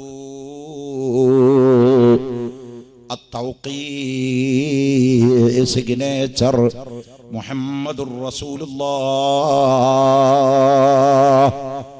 എന്ന് റസൂലുള്ളാഹിന്റെ പേരെഴുതി മുഹമ്മദുർ റസൂലുള്ളാഹ് എന്ന് എഴുതി ഒപ്പിട്ടു. ഈ കരാറ് പത്രം കയ്യിൽ കെട്ടിയ നദർ ബിൻ ഹാരിസ് സന്തോഷത്തോടെ കരാറുമായി കുറച്ചങ്ങ് നടന്നു. കുറച്ചപ്പുറത്തെത്തിയപ്പോൾ കരാറ് വായിച്ചപ്പോഴാണ് മണ്ടത്തരം മനസ്സിലായത്. അവൻ ഞെട്ടിപ്പോയി. എന്താണ് കരാറിന്റെ ചോട്ടിൽ എഴുതി ഒപ്പിട്ടത്? മുഹമ്മദുർ റസൂലുള്ളാഹ്, അള്ളാന്റെ റസൂലായ മുഹമ്മദ്. ഈ കുഴപ്പത്തിന്റെ മുഴുവൻ കാരണം അതല്ലേ? മുഹമ്മദ് റസൂലാണെന്ന് അംഗീകരിക്കാത്തവര് മുഹമ്മദ് റസൂലാണെന്ന് അംഗീകരിച്ച കരാറിൽ മേലിയും തോടി ഒപ്പിട്ടു. ഇത് അബദ്ധമായി എന്ന് പിന്നീട് മനസ്സിലായപ്പോ നദർ ബിൻ ഹാരിസ് ഈ കരാറിന്റെ പകടലാസുമായി റസൂലുള്ളാഹിനെ സമീപിച്ചുകൊണ്ട് പറഞ്ഞു, യാ മുഹമ്മദ്, ഞാനും നീയും ഞങ്ങളും തമ്മിലുള്ള അഭിപ്രായ വ്യത്യാസം ഈ കരാറിന്റെ കാര്യത്തിലല്ല, നമ്മളിൽ അടിസ്ഥാനപരമായ ഭിന്നത. നീ പറയുന്നു നീ അള്ളാന്റെ റസൂലാണെന്ന്, ഞങ്ങൾ പറയുന്നു നീ കള്ളം പറയാണെന്ന്. അതുകൊണ്ട് നീ മുഹമ്മദുർ റസൂലുള്ളാഹ് എന്ന് പറഞ്ഞു ഒപ്പിട്ടപ്പോ അതിന് ചോട്ടിൽ ഞാനും ഒപ്പിട്ടപ്പോ നീ അള്ളാന്റെ റസൂലാണെന്ന് അംഗീകരിക്കല്ലേ ചെയ്തത്. അതുകൊണ്ട് പറ്റൂല. റസൂലുള്ളാഹ് എന്നുള്ളത് വരണ്ടിക്കളഞ്ഞിട്ട് മുഹമ്മദ് ബിൻ അബ്ദുല്ലാന്റെ മോനായ മുഹമ്മദ് എന്ന് എഴുതണോ, അല്ലെങ്കിൽ കരാറ് പറ്റൂല. ഇത് പറഞ്ഞപ്പോ വിട്ടുവീഴ്ചയുടെ അവസാനത്തെ നാഴികക്കല്ല് ലോകത്ത് കാണിച്ച നബിയുനാ മുഹമ്മദുർ റസൂലുള്ളാഹി തങ്ങൾ അലിയാരെ വിളിച്ചിട്ട് പറഞ്ഞു, തആൽ അലി ഇവിടെ വാ, അതിനെ ചോട്ടിലുള്ള റസൂലുള്ളാഹി എന്നുള്ള ഒന്ന് പറഞ്ഞു കൊടുത്താന്ന് പറഞ്ഞു. അപ്പൊ അലിയാർ പറഞ്ഞു, നബിയേ قتلوا كفارنا ضرب عنق الكسرى علي حيدر أسد الله عليه السلام فريق بين حق وباطل قهرا عمر ولي فاروق الله عليه ബഹുമാനപ്പെട്ട ഉമർ ഫാറൂഖ് അലിയുൽ കറമഹുല്ലാഹ് അല്ലാഹുവിന്റെ റസൂലിന്റെ സമക്ഷത്തിൽ വന്ന് പറഞ്ഞു, നബിയേ അങ്ങെന്തു പറഞ്ഞാലും ഞങ്ങൾ സ്വീകരിക്കുന്നവരാണ്, അങ്ങെന്തു ചൊല്ലിയാലും ഞങ്ങൾ അനുസരിക്കുന്നതാണ്. പക്ഷേ റസൂലുള്ളാഹി എന്ന് എഴുതിയിട്ട് അതിന്റെ മുകളിൽ പേന കൊണ്ട് വടിച്ചിട്ട് പകരം അബ്ദുല്ലാന്റെ മോനായ മുഹമ്മദ് എഴുതിയിട്ട് ഒരു കരാർ പത്രത്തിലൊപ്പിടാൻ അബൂബക്കറിന് പറ്റൂല നബിയേ, ഉമറിന് പറ്റൂല നബിയേ, അലിയാർക്ക് പറ്റൂല നബിയേ. അത്രമാത്രം റസൂലുള്ളാഹിനെ റെസ്പെക്ട് ചെയ്യുന്നവരാണ് ഞങ്ങൾ. കണ്ടില്ലേ മദീനയിൽ നബി സല്ലല്ലാഹു അലൈഹി വസല്ലം തങ്ങളുടെ വഫാത്തിന് ശേഷം മദീനത്തെ പള്ളിയിൽ ഖുതുബ നിർവഹിക്കാൻ ബഹുമാനപ്പെട്ട അബൂബക്കർ സിദ്ദീഖ്, ഉറക്കെ പറഞ്ഞ മോനെ അബൂബക്കർ സിദ്ദീഖ്, മദീനയിലെ പള്ളിയുടെ മിമ്പറയുടെ മുകളിൽ ഖുതുബ നിർവഹിക്കാൻ അങ്ങ് കയറിയപ്പോ റസൂലുള്ള നിന്ന സ്ഥലത്ത് കാലങ്ങി വെക്കാൻ സിദ്ദീഖുൽ അക്ബറിന് കഴിയുന്നില്ല. ശരീരം വറക്കുകയാണ്, നാക്ക് വരളുകയാണ്, കണ്ണ് പൊള്ളോട്ട് തള്ളി വരികയാണ്. അവിടുന്ന് പറഞ്ഞു, സ്വഹാബാക്കളെ, റസൂലുള്ള ചവിട്ടി നിന്ന മിമ്പറയുടെ നേരെ ചവിട്ടിലായി ഒരു പടി കൂടി പണിയൂ. അങ്ങനെ സിദ്ദീഖുൽ അക്ബർ തങ്ങളുടെ വഫാത്ത് വരെ അല്ലാഹുവിന്റെ റസൂൽ നിന്ന സ്ഥലത്ത് നിൽക്കാതെ, അതിനുള്ള ധൈര്യമില്ലാതെ നേരെ ചുവട്ടിലൊരു മിമ്പറയുടെ പടി കൂടി വെച്ചിട്ടാണ് സിദ്ദീഖുൽ അക്ബർ തങ്ങളുടെ മരണം വരെ മദീനത്തെ പള്ളിയിൽ ഖുതുബ നടത്തിയത് എന്ന് ചരിത്രം പറയുമ്പോൾ സിദ്ദീഖുൽ അക്ബർ തങ്ങളുടെ വഫാത്തിന്റെ ശേഷം ഇസ്ലാമിക ഭരണത്തിന്റെ നേതാവായ ഉമർ ഇബ്നുൽ ഖത്താബ് തങ്ങൾ ചെയ്തതെന്ത്? റസൂലുള്ള നിന്നതിന്റെ ചോട്ടില് സിദ്ദീഖുൽ അക്ബർ പടുത്തു വെച്ചൊരു പലകയുണ്ടല്ലോ, ഉമർ ഫാറൂഖ് തങ്ങൾ പറഞ്ഞു, എനിക്ക് അതിന്റെ അടിയിലും ഒരു പലക വെക്കണം. സിദ്ദീഖുൽ അക്ബർ നിന്നെടുത്ത് നിൽക്കാൻ, റസൂലുള്ള നിന്നെടുത്ത് നിൽക്കാൻ ഉമറിന് യോഗ്യതയില്ലല്ലോ. അതുകൊണ്ട് അതിന്റെ നേരെ ചോട്ടിൽ ഒരു പലക വെച്ചിട്ടാണ് മരണം വരെ ഉമർ ഇബ്നുൽ ഖത്താബ് ഖുതുബ നിർവഹിച്ചു. അല്ലാഹുവിന്റെ റസൂലിനോട് വളരെ റെസ്പെക്റ്റ് ആണ് അവർക്ക്. അതാണ് മുഹയ്യിദ്ദീൻ മാല നിങ്ങൾ നോക്കിയാൽ കാണാ, ഭേദം ഇലകി പറവാൻ മടിച്ചാരെ ഭേദാംബവർ വായിൽ തുപ്പി കൊടുത്തോവർ. മുഹയ്യിദ്ദീൻ മാലയിൽ ഒരു പരാമർശം കാണാം. എന്താണ് ആ പരാമർശം? ഭേദം ഇലകി പറവാൻ മടിച്ചാരെ ഭേദാംബവർ വായിൽ തുപ്പിക്കൊടുത്തോവർ. ആരെ പറ്റിയായി പറയുന്നത്? മുഹമ്മദ് മുസ്തഫ.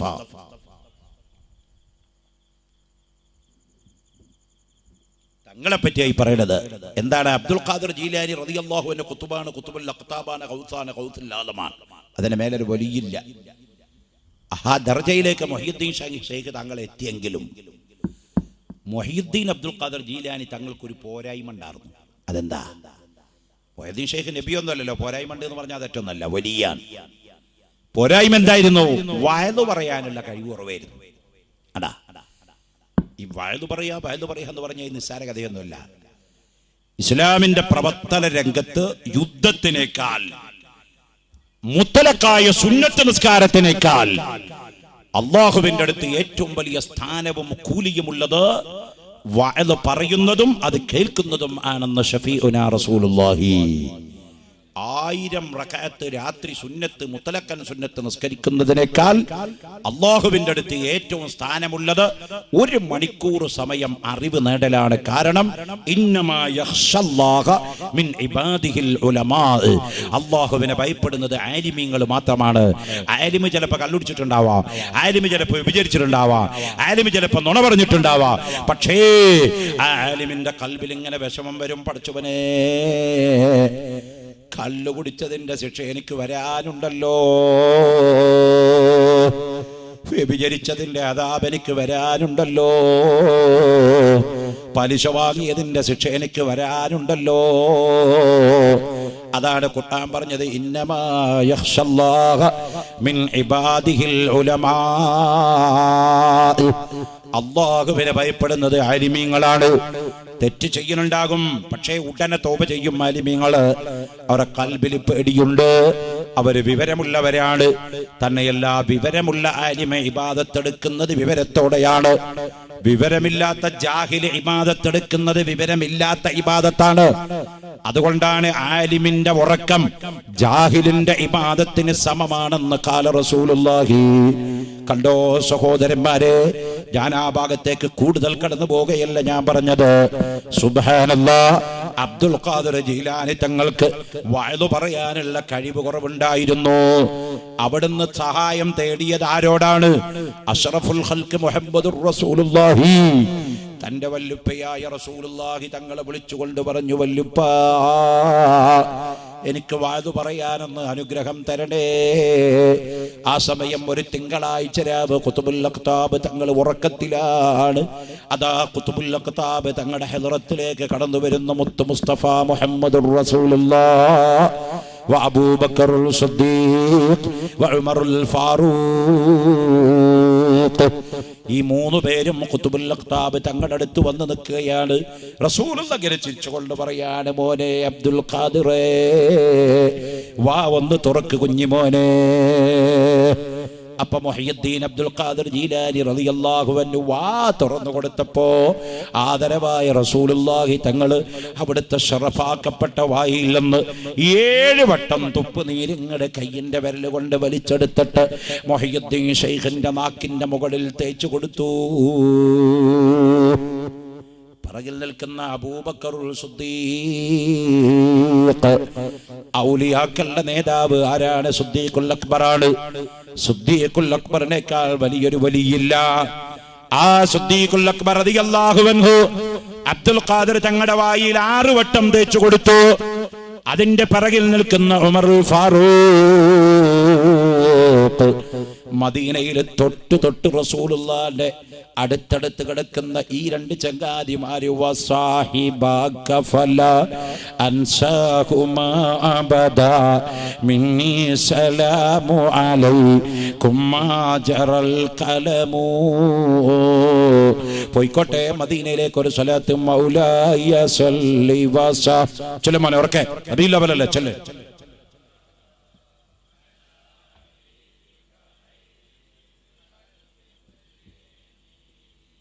അഷ്റഫുൽ ഖൽഖ് സല്ലല്ലാഹു അലൈഹി വസല്ലം തങ്ങളുടെ തൊട്ട് സമീപത്ത് അന്തി ഉറങ്ങുന്ന അബൂബക്കർ സിദ്ദീഖ് ഉമറുൽ ഫാറൂഖ്. ഉമറുൽ ഫാറൂഖ് റളിയല്ലാഹു അൻഹു 5 വട്ടം തേച്ചു കൊടുത്തു ഖുതുബുൽ അഖ്താബ് തങ്ങളുടെ അടുത്ത്. അപ്പ അബ്ദുൽ ഖാദിർ ജീലാനി തങ്ങൾ ചോദിച്ചു, അല്ലയോ അബൂബക്കർ സിദ്ദീഖ് തങ്ങളെ, എന്റെ വല്ലുപ്പയായ മുഹമ്മദുർ റസൂലുള്ളാഹി തങ്ങൾ എന്റെ വായിൽ 7 വട്ടം തേച്ചപ്പോ നിങ്ങളത് 6 ആക്കി. ഉമറുൽ ഫാറൂഖ് റളിയല്ലാഹു അൻഹു 5 ആക്കി. എന്തേ കാരണം? അവിടുന്ന് മറുപടി പറഞ്ഞു, സിദ്ദീഖുൽ അക്ബർ മോനെ, റസൂലുള്ളാഹിനെ മുൻകടക്കാൻ ഓവർടേക്ക് ചെയ്യാൻ പാടില്ല, ഒന്നുകൊണ്ടും പാടില്ല. യാ അയ്യുഹല്ലദീന ആമനൂ ലാ തർഫഉ അസ്വാതകും ഫൗക സൗത്തിൻ നബിയ്യി. അല്ലാഹുവിന്റെ റസൂലിന്റെ സമീപത്ത് നിങ്ങൾ സംസാരിക്കുമ്പോ റസൂലുള്ളാഹിന്റെ ശബ്ദത്തിനേക്കാൾ ഉച്ചത്തില് നിങ്ങളുടെ ശബ്ദം പൊന്തരുത്. ലാ തർഫഉ അസ്വാതകും ഫൗക സൗത്തിൻ നബിയ്യി. അതുകൊണ്ട് ഞങ്ങൾ റസൂലുള്ളാഹിനോട് അദബ് കാണിച്ചതാണ്. ഇന്ന തസവ്വുഫ കുല്ലഹു ഫമിനൽ അദബ് വമിനൽ അവാരിഫ് ഫതുലുബൻ ഹുവ അവ്വിലാ. ബഹുമാനമുള്ളവരെ, അങ്ങനെ ബഹുമാനപ്പെട്ട അഷ്റഫുൽ ഖൽഖ് സല്ലല്ലാഹു അലൈഹി വസല്ലം തങ്ങളോട് ഏറ്റവും വലിയ അദബ് കാണിക്കുന്ന ഉമറുൽ ഫാറൂഖ് തങ്ങൾ പറഞ്ഞു, റസൂലുള്ളാഹി എന്നുള്ളത് പഠിച്ചിട്ട് അബ്ദുല്ലാഹ് എന്നുള്ളത് എഴുതാൻ ഉമറിന്റെ തല പോയാലും പറ്റൂല നബിയേ. ഉമറുൽ ഫാറൂഖ് എന്ന് പറഞ്ഞപ്പോ ലോകത്തിന്റെ നേതാവ് മുഹമ്മദുർ റസൂലുള്ളാഹി, മോനെ നമ്മുടെ വിട്ടുവീഴ്ച മനോഭാവം നമ്മൾ കാണിക്കുക. അവിടെ ഈ നമ്മളെയാണ് തീവ്രവാദി എന്ന് പറയുന്നത്. അതാ കടുപ്പം. ഈ നമ്മളെയാണ് ഭീകരവാദി എന്ന് പറയുന്നത്. അതാണ് കടുപ്പം.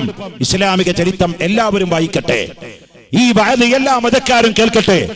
കേട്ടിട്ടില്ലെങ്കിൽ കേൾക്കേണ്ടവർ, കേൾക്കപ്പെടാത്തവരെ എത്തിച്ചു കൊടുക്കുന്ന ഒരു വയലാവട്ടെ. ഹജ്ജത്തുൽ വിദാഇൽ ലോകത്തിന്റെ നേതാവ് മുഹമ്മദുർ റസൂലുള്ളാഹി തങ്ങൾ നമ്മളോട് വിളിച്ചു പറഞ്ഞത് എന്താണ്? ഇവിടെ ഹാജറായവർ ഹാജരാകാത്തവർക്ക് ഈ ആശയം എത്തിക്കട്ടെ. അതാണ് ഇസ്ലാമിക പ്രവർത്തനം. ഇവിടെ സന്മനസ്സുകൊണ്ട് ഹാജരായവർ ഹാജരാകാത്തവർക്ക് ഈ ദൗത്യ നിർവഹണം, ഈ ചരിത്രത്തിന്റെ യാഥാർത്ഥ്യമായിരിക്കുന്ന മുഖം എത്തിച്ചു കൊടുക്കാൻ സന്നദ്ധത കാണിക്കണമെന്ന് ഇസ്ലാമിക പ്രവർത്തകന്മാരോട് ഓർമ്മപ്പെടുത്തുകയാണ്. ബഹുമാനപ്പെട്ട ഉമറുൽ ഫാറൂഖ് തങ്ങൾ ഇത് പറഞ്ഞപ്പോ അല്ലാഹുവിന്റെ റസൂൽ തന്റെ എഴുത്തുകാരനായ സയ്യിദുനാ മുആവിയ റളിയല്ലാഹു അൻഹു വിളിച്ചു. തആൽ മുആവിയ റളിയല്ലാഹു അൻഹു വിളിച്ചുകൊണ്ട് പറഞ്ഞു, മുആവിയ, റസൂലുള്ളാഹി എന്നുള്ളത് വിട്ട് ഉമറുൽ ഫാറൂഖും സിദ്ദീഖുൽ അക്ബർ ഒന്നും ചെയ്യാത്തത് മുആവിയ റളിയല്ലാഹു അൻഹു ചെയ്യോ? നബിയേ, വാപ്പാനെ കൊല്ലാൻ പറഞ്ഞാലും വാപ്പാടെ തലയെടുത്തു വന്ന മകനുണ്ടല്ലോ, അബീ ഉബൈദത്ത് ബിനുൽ ജറാഹ്. എന്താ മിണ്ടാതിരിക്കുന്നത്? അബീ ഉബൈദത്ത് ബിനുൽ ജറാഹ് റളിയല്ലാഹു അൻഹു അശറത്തുൽ മുബശ്ശിരീങ്ങളിൽ സ്വർഗം കൊണ്ട് ദുനിയാവ് എന്ന ടിക്കറ്റ് റീകൺഫേം ചെയ്ത മഹാനാണ്. ആ അബീ ഉബൈദ റളിയല്ലാഹു അൻഹു സ്വർഗത്തിൽ കിടക്കാൻ നേതാവാകാനുള്ള കാരണം ജറാഹ് എന്നുള്ളത് വാപ്പാടെ പേരാണ്. അബീ ഉബൈദത്ത് ബിനുൽ ജറാഹ്, ജറാഹിന്റെ മകനായ അബീ ഉബൈദ എന്നാണ് അതിന്റെ അർത്ഥം. ജറാഹായ കാഫിറായ ബാപ്പാന്റെ തലയെടുത്ത് എന്തിന് റസൂലുള്ളാഹിനെ തെറി വിളിച്ചപ്പോ വാള് കൊണ്ടുപോയി വാപ്പാടെ തലങ്ങ് മുറിച്ചെടുത്ത് ഇലാ ഹദറത്തി റസൂലില്ലാഹ്, സ്വന്തം ബാപ്പാനേക്കാൾ റസൂലുള്ളാഹിനെ പ്രിയം വെച്ച അബീ ഉബൈദ റളിയല്ലാഹു അൻഹു നബിയേ, മുആവിയത്ത് തങ്ങൾ പറയാണ്, അങ്ങ് എന്തു പറഞ്ഞാലും ഞങ്ങളത് ചെയ്യും, പക്ഷേ അങ്ങയുടെ പേര് വെട്ടാനുള്ള കഴിവ് ഈ സാധുവായ മുആവിയത്തിനില്ല നബിയേ. റസൂലുള്ളാഹിക്ക് കാര്യം മനസ്സിലായി. 1.25 ലക്ഷം വരുന്ന ഒരു സഹാബിയും ഇത് ചെയ്യൂല. ബഹുമാനം കൊണ്ടാണ് ഉടനെ അഷ്റഫുൽ ഖൽഖ് താഹ റസൂലുള്ളാഹ് തങ്ങൾ മുആവിയത്ത് തങ്ങളുടെ കയ്യിൽ നിന്ന് പേനങ്ങ് വാങ്ങിച്ചിട്ട് റസൂലുള്ളാഹി എന്നുള്ളത് റസൂലുള്ളാഹിന്റെ കൈ കൊണ്ട് തന്നെ വെട്ടിയിട്ട് അതിന്റെ ചോട്ടിൽ മുഹമ്മദ് ബിൻ അബ്ദുല്ലാന്റെ മോനായ മുഹമ്മദ് എന്ന് എഴുതി കൊടുത്തിട്ട് ആ കാഫിരീങ്ങളോട് സന്ധി നടത്തിയ വിട്ടുവീഴ്ചയുടെ ഔദാര്യത്തിന്റെ നായകനായ റഹ്മത്തുൽ ലിൽ ആലമീനായ അഷ്റഫുൽ ഖൽഖ് മുഹമ്മദ് മുസ്തഫ. ഈ ചരിത്രം യുവാക്കളെ നിങ്ങൾ അറിയണം. ലോകത്ത് ഇസ്ലാമിന്റെ പ്രബോധനം നടത്തുന്ന ആളുകൾക്ക് നിങ്ങൾ അത് എത്തിച്ചു കൊടുക്കണം. എന്റെ പ്രിയപ്പെട്ടവരെ, സമുദായത്തിനോടുള്ള തെറ്റിദ്ധാരണ മാറ്റണം. അല്ലാഹുവിന്റെ റസൂലിനെ പറ്റി ഭീകരൻ എന്ന് വിളിക്കാൻ സമ്മതിക്കരുത്, തീവ്രവാദി എന്ന് വിളിക്കാൻ സമ്മതിക്കരുത്. കാരുണ്യവാളത്തിന്റെ സ്നേഹത്തിന്റെ നേതാവാണ്, നിറകുടമാണ് മുഹമ്മദുർ റസൂലുള്ളാഹി. മദീനയില് അല്ലാഹുവിന്റെ റസൂല് ഒരു സമയം മദീനയിൽ അങ്ങാടിയിലൂടെ റസൂൽ അങ്ങനെ ചെന്നപ്പോ ഒരു വല്യമ്മ, ഒരു വയസ്സായ തള്ള അങ്ങാടിയിൽ ഇങ്ങനെ നിന്ന് 2 കൈയും കൊട്ടി വിളിക്കാൻ, ഓ മദീനക്കാരെ, യുവാക്കളെ, തആൽ തആൽ തആൽ. എന്തിനാ ഈ വല്യമ്മ വിളിക്കുന്നത്? ഒരു വലിയൊരു വിറകിന്റെ കെട്ട അവിടെ കെട്ടി വെച്ചിട്ടുണ്ടാക്കിയിട്ടുണ്ട്. ഇന്നത്തെ പോലെ LPG ഗ്യാസും കുക്കിംഗ് റേഞ്ച് ഒന്നും ഇല്ലാത്ത കാലാണല്ലോ. അന്നത്തെ കാലത്ത് മദീനയിലെ വിറക് കൊണ്ടുപോയിട്ടാണ് വീട്ടിൽ കത്തിക്കുക. ആ വിറകിന്റെ ഒരു കെട്ട് ഇങ്ങനെ തയ്യാറാക്കി വെച്ചിരിക്കുക വല്യമ്മ. പക്ഷെ ഏറ്റാൻ കഴിയില്ല. അതുകൊണ്ട് യൂണിയന്മാരെ വിളിക്കാൻ, ട്രേഡ് യൂണിയൻ നിലവിൽ വന്നിട്ടില്ല. എന്നാലും കൂലിപ്പണിക്കാരുണ്ട്, അവരെ വിളിക്കാൻ. ചുമന്നു കൊണ്ടുപോയി വീടിന്റെ ഉമ്മറത്ത് വെച്ച് കൊടുത്താൽ കൂലി കൊടുക്കാം. പക്ഷേ വയസ്സായ തള്ളയത് കൊണ്ട് ഒരാളും മെയിൻ ചെയ്യണില്ല. അങ്ങനെ ഉണ്ടല്ലോ, നമ്മുടെ നാട്ടിൽ ഇപ്പോഴും ഉണ്ട്. അത് എല്ലായിടത്തും ഒന്നല്ല പറയുന്നത്. ഇപ്പൊ റോട്ടിലൂടെ പോണ പ്രൈവറ്റ് ബസ് വടി കുത്തി കൂന്നിക്കണ തള്ള ആ സ്റ്റോപ്പിൽ നിന്ന് ഇങ്ങനെ കയ്യാട്ടിയാലോ കണ്ടക്ടർ 5-8 ബെല്ല് ഒന്നിച്ചടിക്കും. വിട്ടോ ശകലം കേറിയാ പിന്നെ പുലിവാല വിട്ടടാ. കുറച്ച് അപ്പുറത്ത് പോയപ്പോ കോഴിക്കോട്ടേക്ക് 1/4 കിലോമീറ്റർ ബാക്കിയുള്ള എരഞ്ഞിപ്പാലം എത്തിയപ്പോ ഒരു ചെറുപ്പക്കാരത്തി പെണ്ണ് ആര് കണ്ടാലും നോക്കുന്ന ജഗപുകയായിട്ട് നിൽക്കുന്നത്. അവള് കൈ ഇങ്ങനെയൊന്ന് കാണിച്ചോളൂ. അപ്പോഴത്തേനും കണ്ടക്ടർ ചോദിക്കാണ് നിർത്തണോ എന്ന് ബെല്ലടിച്ചുകൊണ്ട് കയറ്റിപ്പോകുന്ന ഒരു ദുസ്വഭാവം നമ്മുടെ നാട്ടിലല്ലേ? അത് പണ്ട് കാഫിരീങ്ങളുടെ ചര്യയായിരുന്നു. വയസ്സായവരെ ബഹുമാനിക്കാതിരിക്കുക എന്നുള്ളത്. ഇതാര് കണ്ടു? റഹ്മത്തുൽ ആലമീൻ, കാരുണ്യത്തിന്റെ നിറകടലായ മുഹമ്മദുർ റസൂലുള്ളാഹി. എന്താ വല്യമ്മ ചോദിച്ചു. ആ തള്ളൊന്ന് മുഖത്ത് നോക്കിയിട്ട് പറഞ്ഞു, മോനെ മണിക്കൂറുകളായി ഞാൻ ഈ മദീനയുടെ അങ്ങാടിയിൽ നിന്ന് ഇങ്ങനെ ഓടിയിടുന്നത്. ഒരു മനുഷ്യരും എന്റെ വാക്ക് കേൾക്കണില്ല. ഞാൻ സൗന്ദര്യമൊക്കെ പോയി വയസ്സായില്ലേ. എന്താ വേണ്ടത്?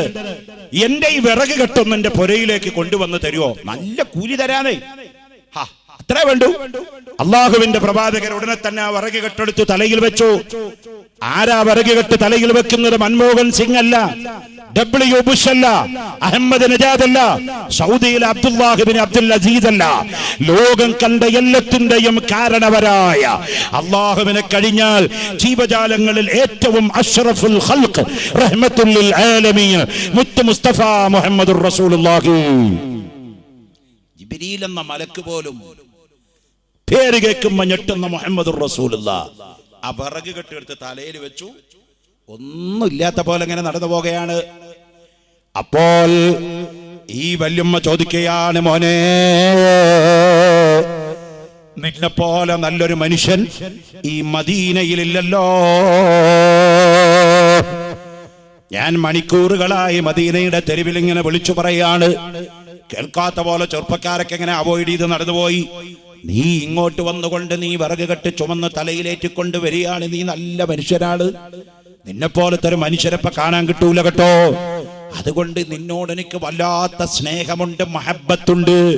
ഒരു എളിയൊരു ഉപദേശം വല്യുമ്മ പറയട്ടെ മോനെ. അള്ളാന്റെ റസൂല് പറഞ്ഞു. എന്താ പറയൂ ഉമ്മ? ആ ഉമ്മ പറയാണ്, മോനെ നിന്നെ പോലത്തെ നിഷ്കളങ്കന്മാര് കള്ളന്മാരുടെ ചതിയിൽ പെട്ടെന്ന് പലയിൽ വീഴുമോ? അപ്പൊ റസൂലുള്ള ചോദിച്ചു, എന്താ വല്യുമ്മ കാര്യം പറ. അപ്പോഴാണ് വല്യുമ്മ പറയുന്നത്, മോനെ നീ അറിഞ്ഞില്ലേ, മക്കയിൽ നിന്നൊരു കള്ളനബി നമ്മുടെ നാട്ടിൽ വന്ന വിവരം. നമ്മുടെ ദൈവങ്ങളൊക്കെ തള്ളിപ്പറയാണവൻ, നമ്മുടെ കുലമഹിമയൊക്കെ ചോദ്യം ചെയ്യുകയാണവൻ, നമ്മുടെ പാരമ്പര്യങ്ങളൊക്കെ അടിച്ചൊടക്കുകയാണവൻ, നമ്മുടെ ആരാധനാലയങ്ങളൊക്കെ അവൻ തള്ളിപ്പറയുകയാണ്. അവൻ ഏകദൈവത്തിൽ വിശ്വസിക്കുന്നവനാണ്. അവൻ അല്ലാഹുവിന്റെ റസൂലാണത്രേ. അവനാണ് കള്ളനായ മുഹമ്മദ്. നീയാ മുഹമ്മദിന്റെ ശർറിൽ വീഴരുത് കേട്ടോ. റഹ്മത്തുൽ ലിൽ ആലമീൻ മുഹമ്മദുർ റസൂലുള്ളാഹ്. സന്തോഷത്തോടെ വിറക് കൊണ്ടുപോയി വല്യമ്മാടെ വീട്ടിലിറക്കിയിട്ട് സന്തോഷം പറഞ്ഞ് തിരിച്ചു പോരുമ്പോ ആ വയസ്സിത്തള്ള വിളിച്ചിട്ട് പറയുന്നു, മോനെ നിക്കവിടെ. എത്ര പൈസ കൊടുക്കാന്ന് പറഞ്ഞിട്ടും വരാത്ത നീ ഈ ചുമടും കൊണ്ട് വന്ന് വെച്ച് വെറുതെ അങ്ങ് പോകുക, നിക്കവിടെ. ചായക്കൊരു കാശ്, ഒരു കാപ്പിക്കാശ് കയ്യിൽ വെച്ചോ എന്ന് പറഞ്ഞ് കുറച്ച് ദിർഹമെടുത്ത് ഇലാ ഹദറത്ത് റസൂലില്ല, തങ്ങളുടെ ഹദറത്തിലേക്ക് നീട്ടിയപ്പോ റസൂൽ പറഞ്ഞു, നോ, അത് വേണ്ട വല്യമ്മ. അത് വേണ്ടാനോ? കൊടുത്തത് പോരാ എന്ന് പറഞ്ഞ് ബാർഗൈനിങ് ചെയ്യുന്ന ഈ ആളുകളാ മദീനയിലുള്ളത്. തർക്കം നടക്കുന്നവരാ. നീ ദുനിയ വേണ്ടാതാ പറയുന്ന മോനെ. വല്യമ്മ ചോദിച്ചു, നീ ആരാ മോനെ? നിന്റെ പേരെന്താ? നീ എവിടത്തുകാരനാണ്? നീ ആരുടെ മോനാണ്? അപ്പോഴാണ് ആ വല്യമ്മാട് അള്ളാന്റെ പ്രവാചകൻ പറഞ്ഞു, വല്യമ്മ മിനിറ്റുകൾക്ക് മുമ്പ് ഈ വിറക് കെട്ടി എന്റെ തലയിൽ വെച്ച് ചുമന്നുകൊണ്ടുവരുമ്പോ നിങ്ങൾ പറഞ്ഞില്ലേ ഒരു കള്ളനായ മുഹമ്മദിനെ പറ്റി, ഒരു തമ്മാടിയായ മുഹമ്മദിനെ പറ്റി. അന മുഹമ്മദുർ റസൂലുള്ളാഹ്. ഞാനാണ് ആ മുഹമ്മദ്, ഞാനാണ് ആ മുഹമ്മദ്. ഇത് പറഞ്ഞപ്പോൾ ആ വയസ്സിത്തള്ള രണ്ട് കൈയും തലയിൽ വെച്ച് വിളിച്ചു കൂവുകയാണ്, വാഹ് മുഹമ്മദാ, ആഹ് മുഹമ്മദാ, നീ മുഹമ്മദാണോ? മുഹമ്മദുൽ സയ്യിദുൽ കൗനൈനി വസ്സഖലൈനി വൽ ഫരീഖൈനി മിൻ ഉർബിൻ വമിൻ അജമി അഷ്റഫുൽ ഖൽഖാണ്. ഇത് അല്ലാഹുവിന്റെ റസൂലാണെന്ന് കേട്ടപ്പോ ബോധം കെട്ട് വീണു ആ പെണ്ണവിടെ.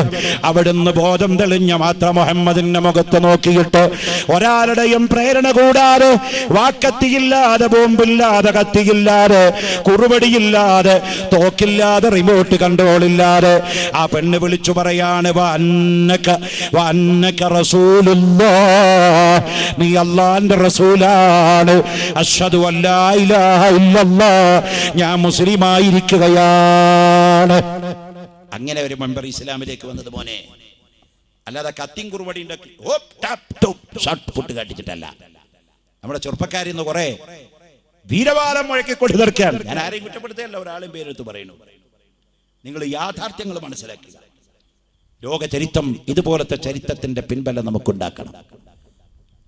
അടിച്ചവനെ തിരിച്ചടിക്കാൻ കഴിയാത്ത ആളാണോ ഹസ്രത്ത് മുഹമ്മദ് റസൂലുള്ളാഹ്? ഒന്നോർക്കെ പറഞ്ഞ മുഹമ്മദ് റസൂലുള്ളാഹ്. തങ്ങളെ പോലെ ആരോഗ്യമുള്ള ഒരാളും ഇല്ലടോ. മുഹമ്മദ് നബി ഭീരു ഒന്നല്ല, അടിച്ചോനെ തിരിച്ചടിക്കാൻ മുഹമ്മദ് നബിക്ക് 40 പുരുഷന്റെ ഖുവ്വത്ത് എനിക്ക് അല്ലാഹു തന്നിട്ടുണ്ടെന്നും 40 സ്ത്രീകളോട് ഒരേ സമയത്ത് ശാരീരികമായി ബന്ധപ്പെട്ടിട്ട് ആരോഗ്യത്തോടെ നിവർന്നു നിൽക്കാനുള്ള കഴിവ് എനിക്ക് അല്ലാഹു നൽകിയിട്ടുണ്ടെന്ന് മുഹമ്മദുർ റസൂലുള്ളാഹ്. അതിന് വല്ലാത്തൊരു കഴിവ് തന്നെ വേണം. അത്ര വലിയ ആരോഗ്യമുണ്ട്, ധൈര്യമുണ്ട് റസൂലുള്ളാഹിക്ക്. പേടിത്തോണ്ടണമെന്നല്ല മുഹമ്മദ് നബി. ഒരു സമയത്ത് ബഹുമാനപ്പെട്ട സയ്യിദുന അലി ഇബ്നു അബീ താലിബ്, ഒന്നോർക്കെ പറഞ്ഞ മോനെ, ഈ പറയുന്ന ആൾക്കാരൊന്നും 2 രൂപയുടെ ആൾക്കാരൊന്നും അല്ല. അലി ഇബ്നു അബീ താലിബ് റളിയല്ലാഹു അൻഹു എന്ന് ചുരുങ്ങിയ നിലക്ക്, അല്ലെങ്കിൽ കറമല്ലാഹു വജ്ഹു പറ്റേ, മൂപ്പർക്ക് വലിയ ഡോക്ടറേറ്റ് ആണ്. നമ്മൾക്കിപ്പോൾ പത്മഭൂഷൺ കൊടുക്കുന്നു, പത്മശ്രീ കൊടുക്കുന്നു, പല ശ്രീയും പല ഭൂഷണൊക്കെ കൊടുക്കുന്നില്ലേ? അല്ലാഹു കൊടുത്ത പത്മഭൂഷണാണ് അലിയാർക്ക് കറമല്ലാഹു വജ്ഹ. ഉസ്മാൻ ബിൻ അഫ്ഫാനിന് അല്ലാഹു കൊടുത്ത പത്മഭൂഷണാണ് ദിന്നൂറൈൻ. ഉമറുൽ ഫാറൂഖിന് അല്ലാഹു കൊടുത്ത പത്മഭൂഷണാണ് ഉമറുൽ ഫാറൂഖ്. ഫാറൂഖ് സത്യാസത്യങ്ങളെ വിട്ടുപിരിക്കാൻ വളരെ കണിശക്കാരനായ ആൾ ഉമറുൽ ഫാറൂഖ്. പാവപ്പെട്ട സിദ്ദീഖുൽ അക്ബറിന് അല്ലാഹു തആല കൊടുത്ത ഡോക്ടറേറ്റ് ആണ് സിദ്ദീഖ്. അബൂബക്കർ ഇബ്നു അബീ ഖുഹാഫ എന്നാണ് സിദ്ദീഖുൽ അക്ബറിന്റെ ഒറിജിനൽ പേര്. അല്ലാഹു കൊടുത്ത ഡോക്ടറേറ്റ് ആണ് സിദ്ദീഖ്. വാസ്തവപ്പെടുത്തുന്ന ആൾ എന്ത് പറഞ്ഞാലും സിദ്ദീഖുൽ അക്ബർ പിന്നെ സംശയമില്ല. സിദ്ദീഖുൽ അക്ബർ വന്നിട്ട് റസൂലുള്ളാഹി വന്നിട്ട് പറഞ്ഞു, സിദ്ദീഖേ, ഞാൻ ഈ റജബ് മാസം 27-ാമത്തെ രാത്രി മക്കത്തുനിന്ന് നേരെ ബൈത്തുൽ മുഖദ്ദസിൽ പോയി 7 ആകാശം പോയി, സ്വർഗം കണ്ടു, നരകം കണ്ടു, സിദ്റത്തുൽ മുൻതഹ കണ്ടു, ലൗഹുൽ മഹ്ഫൂദ് കണ്ട്, അർശ് കണ്ടു, കുർസി കണ്ട്, അല്ലാഹുവിന്റെ സംസാരം നടത്തി തിരിച്ച് ഞാൻ അവിടെ വന്നിട്ടുണ്ട് പറഞ്ഞപ്പോൾ സിദ്ദീഖുൽ അക്ബർ റളിയല്ലാഹു അൻഹു പറഞ്ഞു, അഫ്ളലുൽ മഖ്ലൂഖീൻ അനീസുഹും സുറൂറൻ സുറൂറാ അബൂബക്കർ സിദ്ദീഖുല്ലാഹ് അലൈഹിസ്സലാം. സിദ്ദീഖുൽ അക്ബർ റളിയല്ലാഹു അൻഹു പറഞ്ഞു, നബിയെ, ഞാനത് വിശ്വസിച്ചു. ഖാല അബൂബക്കറുൽ സിദ്ദീഖ്. കണ്ടോ, ഒരു സംശയമില്ല. തന്റെ പ്രിയപ്പെട്ട മോളായ ആയിഷ റളിയല്ലാഹു അൻഹയെ എനിക്ക് വിവാഹം ചെയ്തു തരാൻ റബ്ബിന്റെ ഓർഡർ ഉണ്ട്. ആയിഷ ബീവി കളിക്കുക, പാവക്കുട്ടികളെ കൊണ്ട് കളിക്കുക. റസൂലുള്ളാഹി പെണ്ണ് കാണാൻ ചെല്ലുമ്പോൾ എവിടെ പെണ്ണെന്ന് ചോദിച്ചാൽ ആയിരിക്കണോ ആ പാവക്കുട്ടികളെ പിടിച്ചിട്ട് വണ്ടി ഓടിച്ച് പൂന്ന് പറഞ്ഞ് കളിക്കുക. ആയിഷാനെ കല്യാണം കഴിച്ചിട്ട് മധുവിധി ആഘോഷിക്കാൻ വേണ്ടി ആയിഷയുടെ വീട്ടിലേക്ക് പോണ റഹ്മത്തുൽ ആലമീനായ മുഹമ്മദുർ റസൂലുള്ളാഹ്. ആയിഷ ബീവിക്ക് കൊണ്ടായിരുന്നത് ബനാറസിന്റെ കാഞ്ചീപുരത്തിന്റെ സാരിയല്ല മോനെ, ഊർലിന്റെയോ ഹിജാബിന്റെയോ പർദ്ദയല്ല, കല്ല് വെച്ച മാലയല്ല. ഹദീസിന്റെ ഗ്രന്ഥങ്ങൾ നോക്കിയാൽ കാണാ കളിക്കാനുള്ള പാവ കുട്ടികളായിരുന്നു. ഇലാ ഹദറത്ത് റസൂലില്ലാഹി, തങ്ങളുടെ ഹദറത്തിലേക്ക് ആയിഷ ബീവി വരുമ്പോ അതാ പിടിച്ചോ ആയിഷ പാവ കളിക്കാൻ വേണ്ടി കൊണ്ടുപോയി കൊടുക്കുന്ന പ്രായത്തില് സ്വന്തം മകളെ എനിക്ക് നിക്കാഹ് ചെയ്ത് തരണമെന്ന് സ്വന്തം പ്രിയപ്പെട്ട ചങ്ങാതിയായ സിദ്ദീഖിനെ വിളിച്ചുകൊണ്ട് പറഞ്ഞപ്പോ സിദ്ദീഖുൽ അക്ബർ എന്താ പറഞ്ഞത്? നബിയെ, അങ്ങനെ നമ്മൾ തമ്മിലൊക്കെ വലിയ സ്നേഹമൊക്കെ തന്നെ, പക്ഷെ എൻ്റെ 7 വയസ്സ് പ്രായമുള്ള പൊന്നു മോളെ 19 വയസ്സിൽ നിങ്ങൾക്ക് കെട്ടിച്ചേരിയാന്ന് പറഞ്ഞാൽ അത് വല്ലാത്ത കുഴപ്പമുള്ള കാര്യം കേട്ടോ. ഒരു വാക്ക് പറഞ്ഞോ പറഞ്ഞില്ലല്ലോ. റസൂലുള്ളാഹി തങ്ങളിതങ്ങ് പറഞ്ഞപ്പോ ആയിഷാനെ വിളിച്ചിട്ട് പറഞ്ഞു, മോളെ റസൂലുള്ള നിന്നെ കാണാൻ വന്നിട്ടുണ്ട്. ഒരു തളികയിൽ കുറച്ച് ഈത്തപ്പഴം ആപ്പിളും മുന്തിരി ഓറഞ്ചൊക്കെ വെച്ചിട്ട് നമ്മുടെ നാട്ടിൽ പെണ്ണ് കാണാൻ വരുന്നത് പോലെ റസൂലുള്ള പെണ്ണ് കാണാൻ വന്നു സിദ്ദീഖിന്റെ വീട്ടില്. ആയിഷ ബീവിയുടെ കയ്യിലൊരു പ്ലേറ്റ് കൊടുത്തു. അതിൽ കുറച്ച് മുന്തിരിയും ഈത്തപ്പഴവും ഓറഞ്ചും ആപ്പിളൊക്കെ വെച്ചു. എന്നിട്ട് പറഞ്ഞു, വാപ്പ മോളോട്, മോളെ റസൂലുള്ളാഹിന്റെ അടുത്ത് പോയി പറയണം, ഇഷ്ടപ്പെട്ടോ ഇഷ്ടപ്പെട്ടില്ലേ എന്ന് ചോദിക്കണം. ഇഷ്ടപ്പെട്ടാൽ ഇത് തിന്നാൻ വേണ്ടി പറയണം. ഇത് ആയിഷ ബീബി മനസ്സിലാക്കിയത് ഈ സാധനം തിന്നാൻ വേണ്ടി പറയണമെന്നാണ്. ആയിഷ ബീബി റളിയല്ലാഹു അൻഹ ചെന്നിട്ട് പറഞ്ഞു, ഇഷ്ടപ്പെട്ടാൽ ഈ കലി തിന്നാം. ഉപ്പ പറഞ്ഞൊരു നേരത്തെ മനവിയിലിക്കഥ സാഹസിച്ചിരുവരും ആനന്ദം കൊണ്ടാടിയേ. അഷ്റഫുൽ ഖൽഖ് സല്ലല്ലാഹു അലൈഹി വസല്ലം തങ്ങളുടെ ഹദറത്തിൽ വന്നിട്ട് അതാ സിദ്ദീഖുൽ അക്ബർ റളിയല്ലാഹു അൻഹു ഈ സന്തോഷം പറഞ്ഞ് പൊട്ടിച്ചിരിച്ചു പോയി. തന്റെ 7 വയസ്സുള്ള പുന്നാരമോള് അല്ലാഹുവിന്റെ റസൂലിനെ വിവാഹം ചെയ്തു കൊടുക്കാൻ ധൈര്യം കാണിച്ച അബൂബക്കർ സിദ്ദീഖ്, അതാണ് റസൂലുള്ള കൊടുത്തു സ്ഥാനം, പടച്ച റബ്ബ് കൊടുത്തു സ്ഥാനം സിദ്ദീഖ്. എന്ത് പറഞ്ഞാലും വാസ്തവാക്കുന്ന ആള്, എന്ത് പറഞ്ഞാലും വാസ്തവാക്കും, അതാ സിദ്ദീഖ്. അങ്ങനെ എല്ലാവർക്കും ഓരോ സ്ഥാനം കണ്ടിട്ട് മോനെ, അള്ളാഹുവിന്റെ റസൂൽ ഇവർക്കൊക്കെ ഓരോ സ്ഥാനം കൊടുത്തിട്ടുണ്ട്.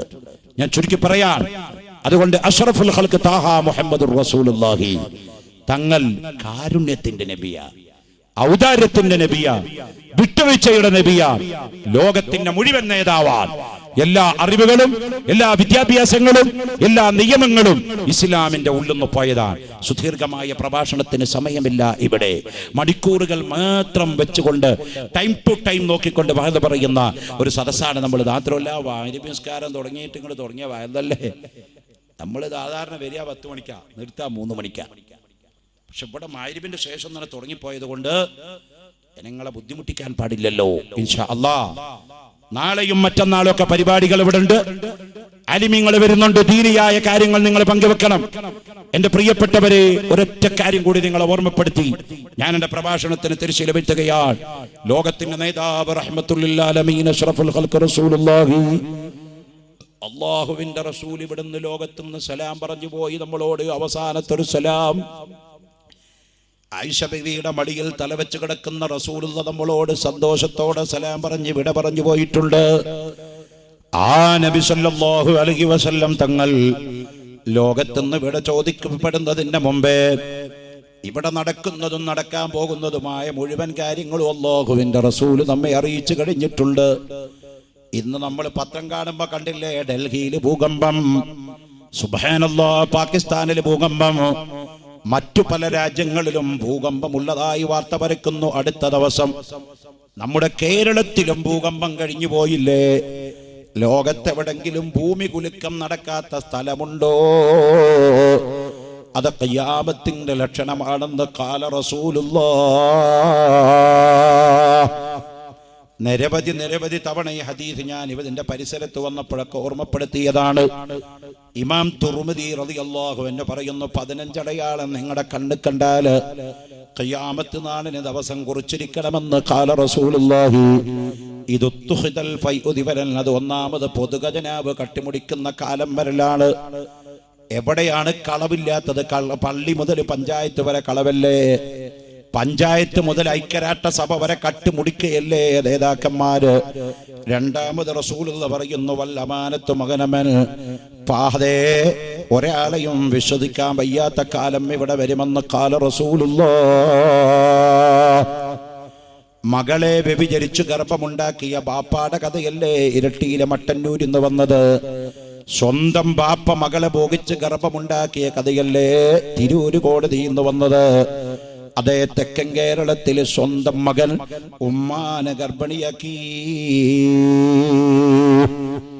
ആരെയാണ് ഇവിടെ വിശ്വസിക്കാൻ പറ്റുക? റസൂലുള്ള പറഞ്ഞതാണ്, വല്ലമാനത്തു മകനവൻ, ഒരാളെയും വിശ്വസിക്കാൻ വയ്യാത്ത കാലം ഇവിടെ വരും. രണ്ടാമത്തെ അടയാളം അതാണ്. മൂന്നാമത്തതോ വസ്സകാത്ത് മഹറമാ, മുതലാളിമാര് പണമുണ്ടായിട്ട് സക്കാത്ത് നൽകാതെ പാവങ്ങളുടെ ഹക്ക് തിന്നുന്ന കാലം വന്നാൽ ഖിയാമത്തിന് ദിവസം എണ്ണിക്കോ ഖാല റസൂലുള്ളാഹ്.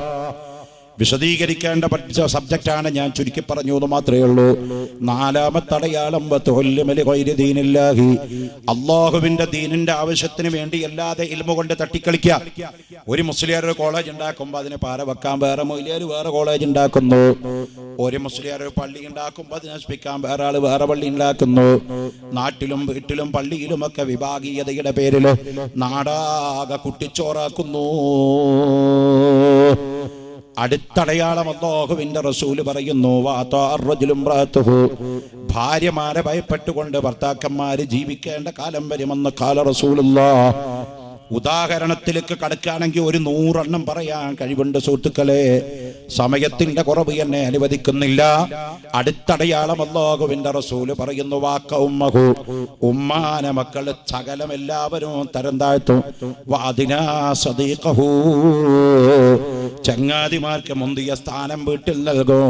വജാഫ അബാഹു, വാപ്പാര വീട്ടിൽ നിന്ന് പുറത്തേക്ക് ചവിട്ടിത്തെറിപ്പിക്കുമെന്ന് കാല റസൂലുള്ളാഹി.